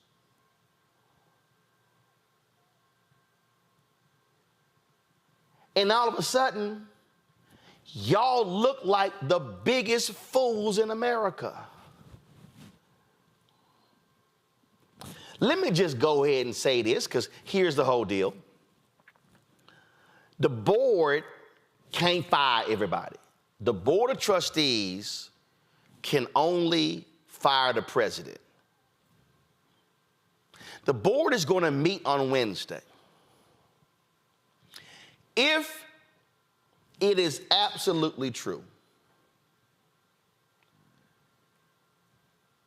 that the board chair of Florida A&M Board of Trustees, if the board chair of Florida A&M Board of Trustees was aware of this gift, and if the board chair signed this document with the Isaac Batterson Family 7th Trust, if that is the case, the board chair needs to be replaced. if the board chair is replaced, President Larry Robinson needs to be fired. And after a new president is named, the new president should fire every single Florida A&M individual who was involved over the last 6 months in any meetings and the vetting of this individual.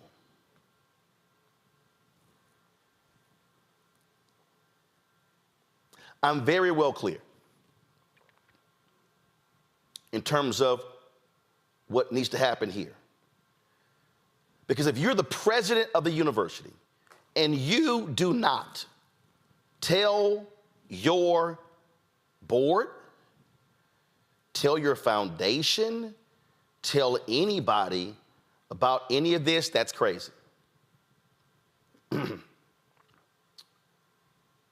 ABC affiliate there, this is what they said. In the document FAMU's Public Records Department provided ABC 27, the following people signed the agreement.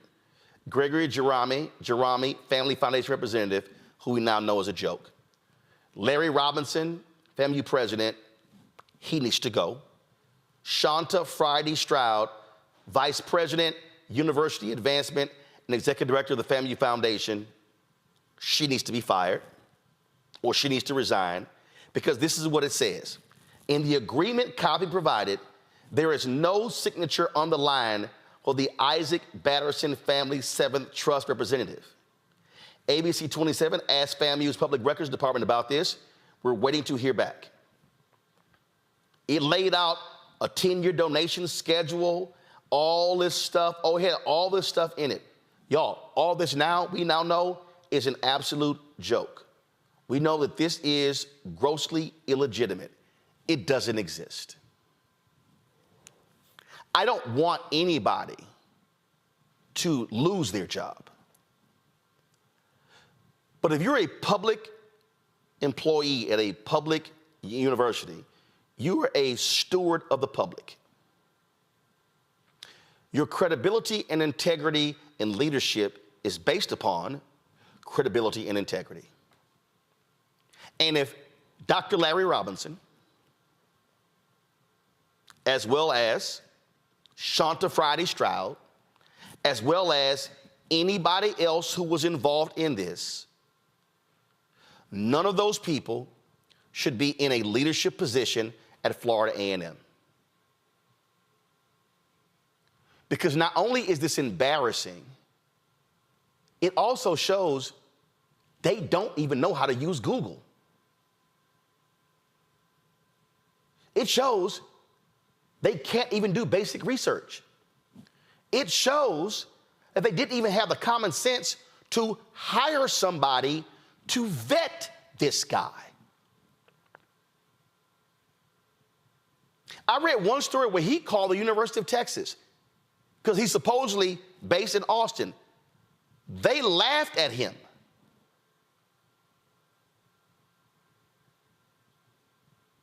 You publicly announce a deal that wasn't even fully executed.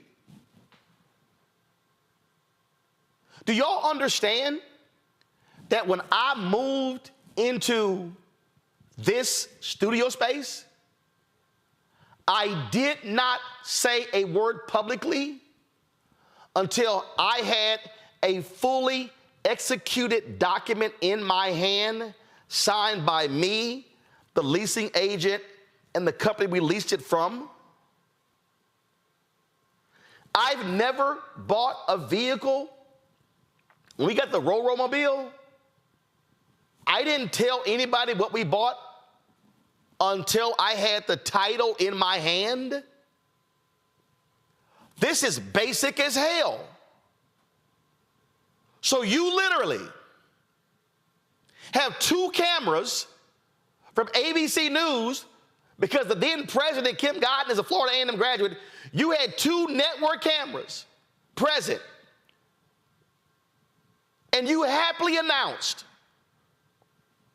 a $237 million donation from a crank. How can anybody at Florida A&M, faculty, staff, student, alumni, state officials, trust anybody in leadership with making right decisions if you could not figure out this dude was a complete fraud? And if Wednesday, if the Florida A&M Board of Trustees, when they have their meeting,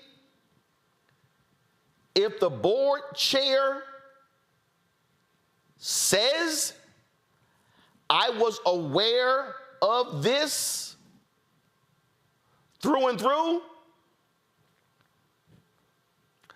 gotta go, gotta go. Gotta go, gotta go. And anybody who was involved in this, they cannot lead. I don't care how great of a person they are. I don't care how nice they might. They can't lead. Because I don't believe anybody in the FAMU Rattler family could have any trust whatsoever, any trust in them. Kristen Harper, she's the chair. She is the founder and CEO of Driven to Succeed, LLC, which provides market research, brand strategy consulting, keynotes, and training on leadership and emotional intelligence for Fortune 500 companies and rising leaders. There is no way,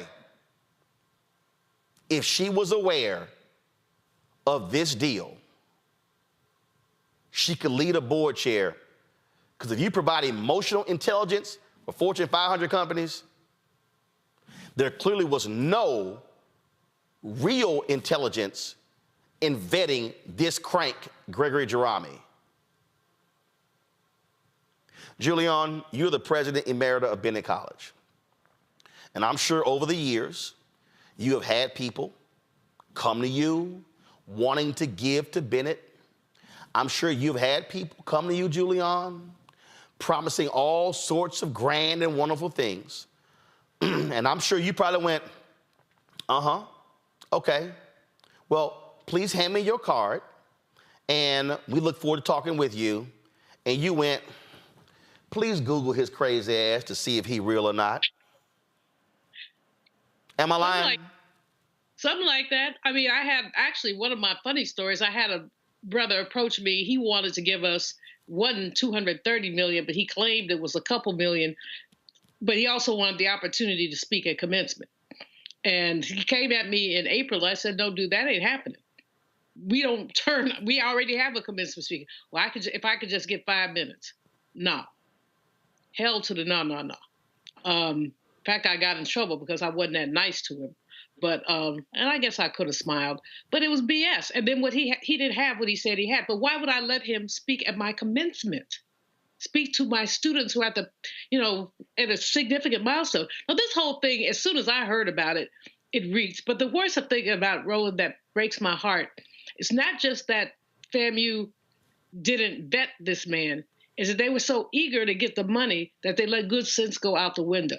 And this speaks at some level to the desperation in which so many HBCUs exist, needing money desperately. But what FAMU has done, what they've done, it's not harmful to FAMU, it's harmful to HBCUs in general, because it makes them look like a bunch of Mr. Bojangles dancing buffoons. That's what it makes them look like. And others are going to look and say, is this how they do business in HBCU land? So it's really very tragic. And this guy, I mean, I don't know. But President Robinson, I don't know either what he was thinking. I've been in his company. He seems like a nice enough brother. But this is just unacceptable and unreasonable. And his whole development team needs to be gone. Just start over. Listen, Derek. Go to my iPad. She signed this thing. Shanta Friday Stroud is the vice president for university advancement. She's executive director of the FAMU Foundation, and she's also dean of the business school. First of all, let's be real clear. You can't have 3 major jobs at one time. Let's just start there, okay? Yeah. But that's immaterial, Derek. She signed it. There is no way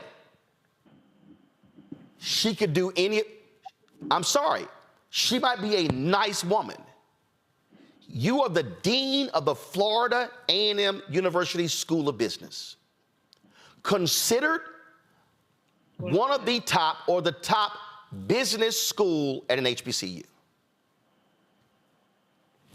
You are the vice president for university advancement. You are the executive director of the FAMU Foundation. And you didn't use Google? You didn't say, hold up, a 30-year-old black guy who we ain't never heard of calls us out of the blue to offer he wants to do a donation. And you never uncover the previous donation to Coastal Carolina, $95 million that fell through. And you move forward with an announcement. You sign a document he never signed. There's no representative for the trust, and the money was coming from the trust. I'm sorry, Derek. Nice people sometimes got to be fired. Hello. And they should have resigned by now. Follow your sword and resign. But if they haven't resigned, I'm sorry. They got to go, Derek. You know, when you have fiduciary responsibility, Roland, there are processes, there are policies, and there are protocols already in place. And any of us who have ever been in a fiduciary responsibility understand that those 3 Ps that I just outlined, you cannot deviate, especially if you are a historically black college, who, to the point that Dr. Malveaux highlighted, now this shadow could be very well cast upon all HBCUs. It doesn't make it right, but this is what happens when a story at this magnitude and this kind of gravity, to the point that you're making, Roland, it impacts us all. It is not fair. I get it. But when you think about this kind of level of money, now it's one thing, Roland, if Jeff Bezos called up Dr. Larry Robinson and say, hey, I'm Jeff Bezos, we all know. But hold up, if Jeff Bezos calls you on the phone, say, dog, FaceTime me so I can know it's your ass. That's exactly right. Because even if it's Jeff Bezos, Roland, we will still take Jeff Bezos through the process and make sure the protocols and all the requirements of the policies are in place. And guess what? And even if Jeff Bezos was sitting right there and we signed the documents and then I went, hold up, dog, you didn't sign. We ain't announcing a damn thing until I see a fully executed agreement. And any line that's empty is not a fully executed agreement.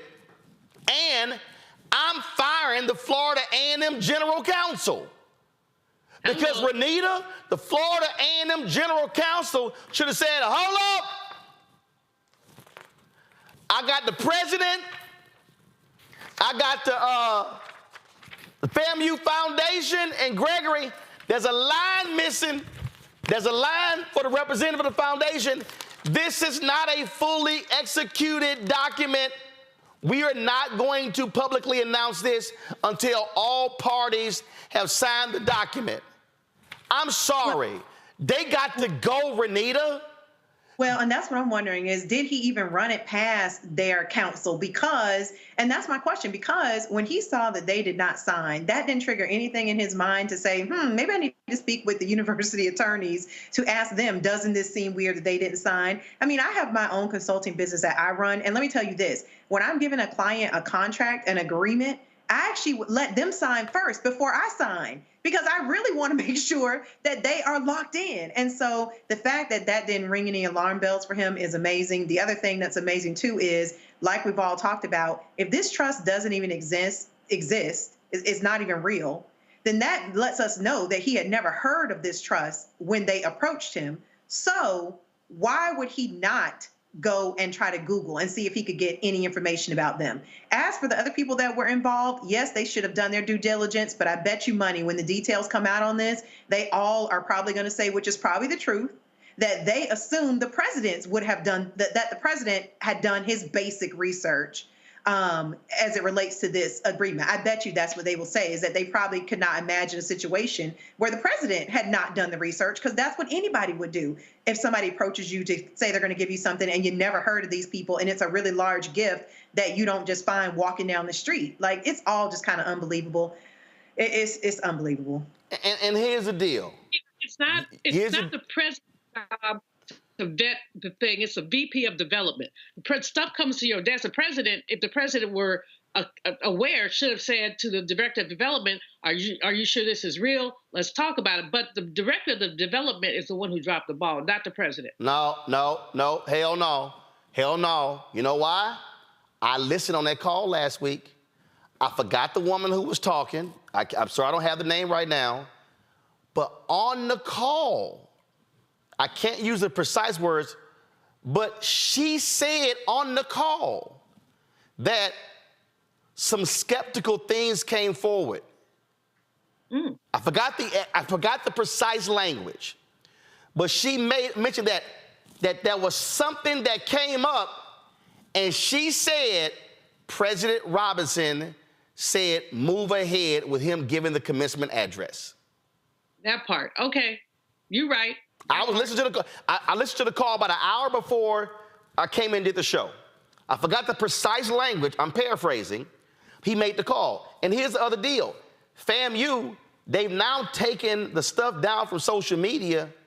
This ain't down. People got pictures. Hold on, no. This will come on, Anthony, come out. This will never go down.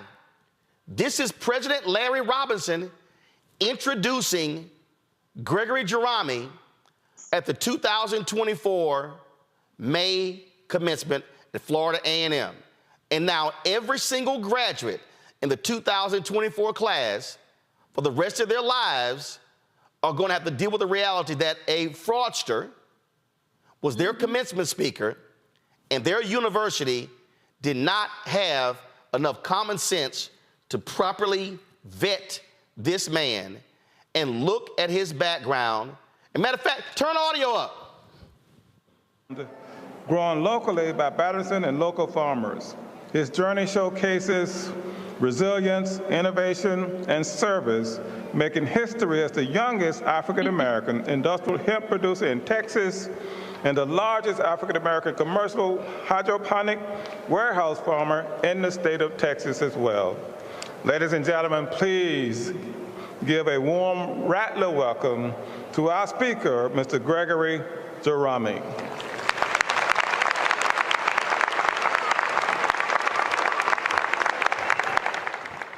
He stood there and he read off all kind of stuff about this dude and about who he was and how he, you know, and I'm sorry. That matter of fact, this is how it started.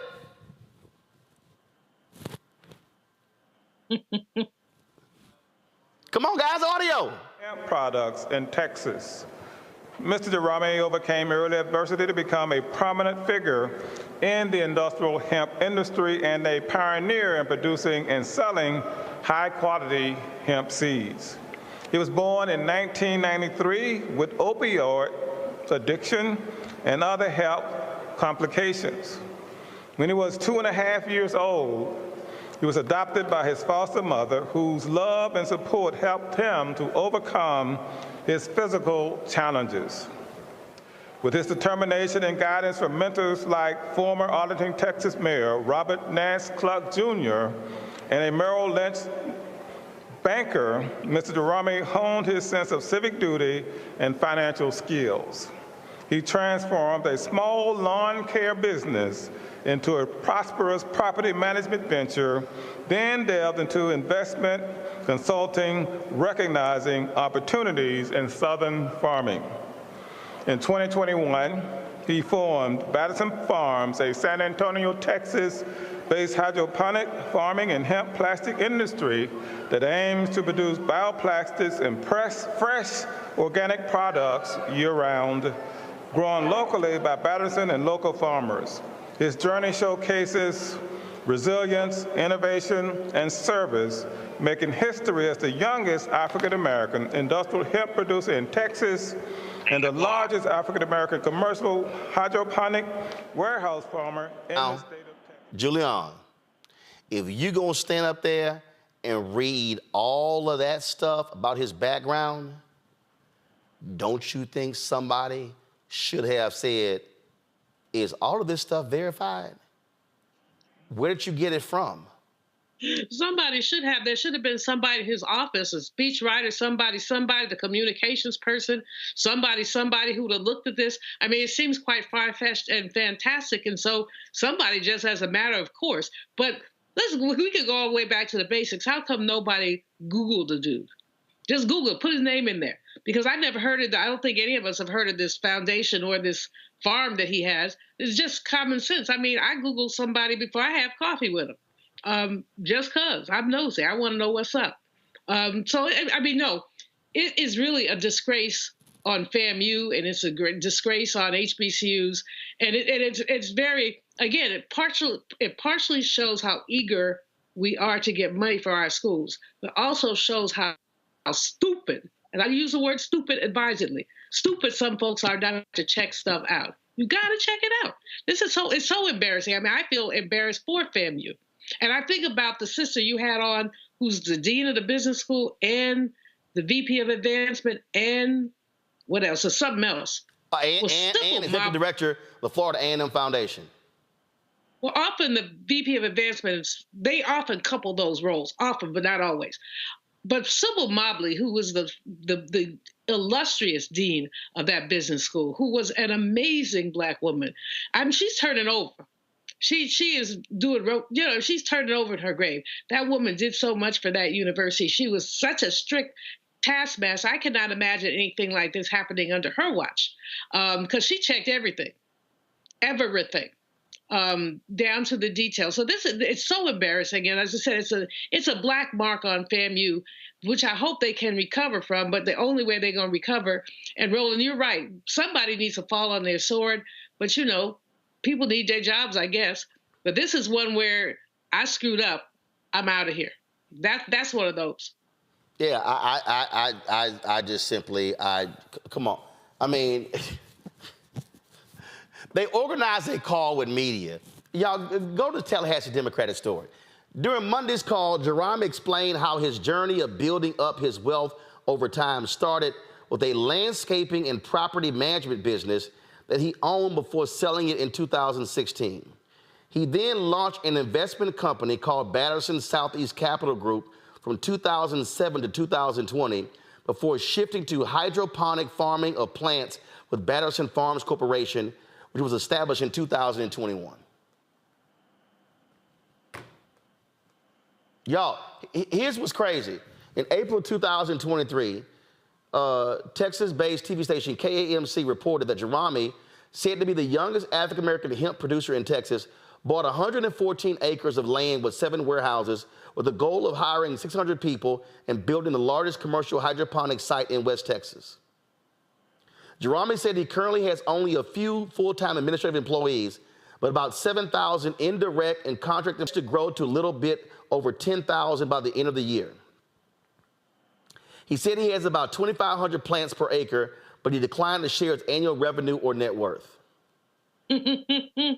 Here's, again, this is real basic for me, and I said this last week, Renita, Derek, and Julian. if I'm Florida A&M and somebody trying to give me $237 million in stocks, we're gonna have a meeting at your offices. Mm-hmm. We're gonna fly out to meet with you. Mm-hmm. I need to see your company. I need to see. Oh, that land, he brought a TV crew with him. That land is still available. He never bought it. Mm-hmm. This is what I'm talking about. And in this same article, the Texas Hemp Organization, the largest, I gotta find it in here. I forgot the guy's name. But the guys with the largest, he represents, so if you are the most prominent black hemp producer and you own all this here, how is it that the group that actually oversees all Texas hemp farmers ain't never heard of you? I'm sorry, y'all. This is, at the end of the day, heads gotta roll. Mm-hmm. And it can't be one. If the board chair knew, board chair gotta go. And the board gotta fire the president. And whoever they install as a new president, he got to fire at least 5, 6, 7, 8, 10 people. I know that might gut the leadership of Florida A&M. But y'all, this is a massive screw up. Massive. They had already outlined how they gonna spend the money. Oh, $100 million going to athletics, and we got money. Y'all, this thing detail how they gonna spend this. Oh my Lord. Then the dean of the business school, she talked about, we done had the stocks for a month. The stocks are in this. If anybody came to me right now and said, Roland, I'm gonna give you 1,000 shares in my company and the shares are worth $15.85, I'm gonna go, what company? Where you located? What business do you do? We're gonna sign non-disclosure agreements. You're gonna have to provide me financials. Y'all, this is unbelievable. I'm just gonna end on this note. The board of trustees meets y'all on Wednesday. We're gonna see what they decide. Yeah, this is awful. I'm gonna deal with the UNC Chapel Hill stuff tomorrow, the whole DEI stuff. Hell, I got Julian, Ronita, Derek. I'm just I gotta take a break. I just gotta go in and get me some water. Because I spent time this weekend thinking about this here, and I just could not wrap my head. Y'all, I ain't lying. I could not wrap my head around how this even got to an announcement and let the man give a commencement speech. And somebody sent me a note, literally on the phone call, Stroud said on that Zoom last week, doing their research, quote, she found some sketchy stuff, unquote. And the president said, yeah, let's still move forward. We'll let him get a commencement speech. If I was Larry Johnson, I wouldn't even Google it. I would say, wait a minute, his company's in Texas? Let me call Roland Martin. Because if this company is in Texas, there's one person that knows all of Texas. And if I don't know, and if I don't know him, I'm gonna call a group of folk who I know in Austin. Y'all ever heard? Do y'all know how many times that's happened before? Somebody has called me, hey Roland, so-and-so say he's a big businessman in Houston. I ain't never heard of him. Let me call some folk. Hey man, ain't nobody heard of this dude in Houston. Mm-hmm. Nobody. Right. Buyer beware. That happens all the time. You know what, Roland? The only blessing up in here is that the white folks don't pay attention to black folks, so this is not on the front page of the New York. Oh, no. Because it's the kind of thing. No, it's made Politico, the New York Times. It's made all of them. And look, I don't care about white folks. I don't care about white media. It's made our front. And it's been an embarrassment to the school. I can't trust you making a decision down the road if you couldn't sniff out this fraud. And this was an easy one to sniff out. This wasn't even hard. He ain't got no real business. Imagine if you got a real company. He didn't even have a real company. Y'all, I can't. All right. Julian, Derek, Renita, I appreciate y'all being, but ooh, Lord, yeah, I got to go. Thank y'all being on the show. Folks, that's it. If y'all, Lord, I know it's 106 HBCUs going, ooh, I'm glad his ass did not call us. Woo, I'm glad he didn't call us. All right, y'all. Support us in what we do. Join the Bring the Funk fan club. Senior check and money order to P.O. Box 57196, Washington, D.C. 20037-0196. Cash App, $RM Unfiltered. PayPal, R Martin Unfiltered. Venmo is RM Unfiltered. Zelle, Roland at RolandSMartin.com. Roland at RolandMartinUnfiltered.com. Download the Black Star Network app. Apple phone, Android phone, Apple TV, Android TV, Roku, Amazon Fire TV, Xbox One, Samsung Smart TV. Be sure to get my book, White Fear, How the Browning of America is Making White Folks Lose Their Minds, available at bookstores nationwide. Get your audio copy on Audible. Yes, that's me reading it as well. All right, folks, I'll see y'all tomorrow. Lord have mercy. Holla! Black Star Network is here. Oh, no punches! I'm real revolutionary right now. Thank you for being the voice of Black America. All momentum we have now, we have to keep this going. The video looks phenomenal. See, there's a difference between Black Star Network and black-owned media and something like CNN. You can't be black-owned media and be scared. It's time to be smart. Bring your eyeballs home. You dig?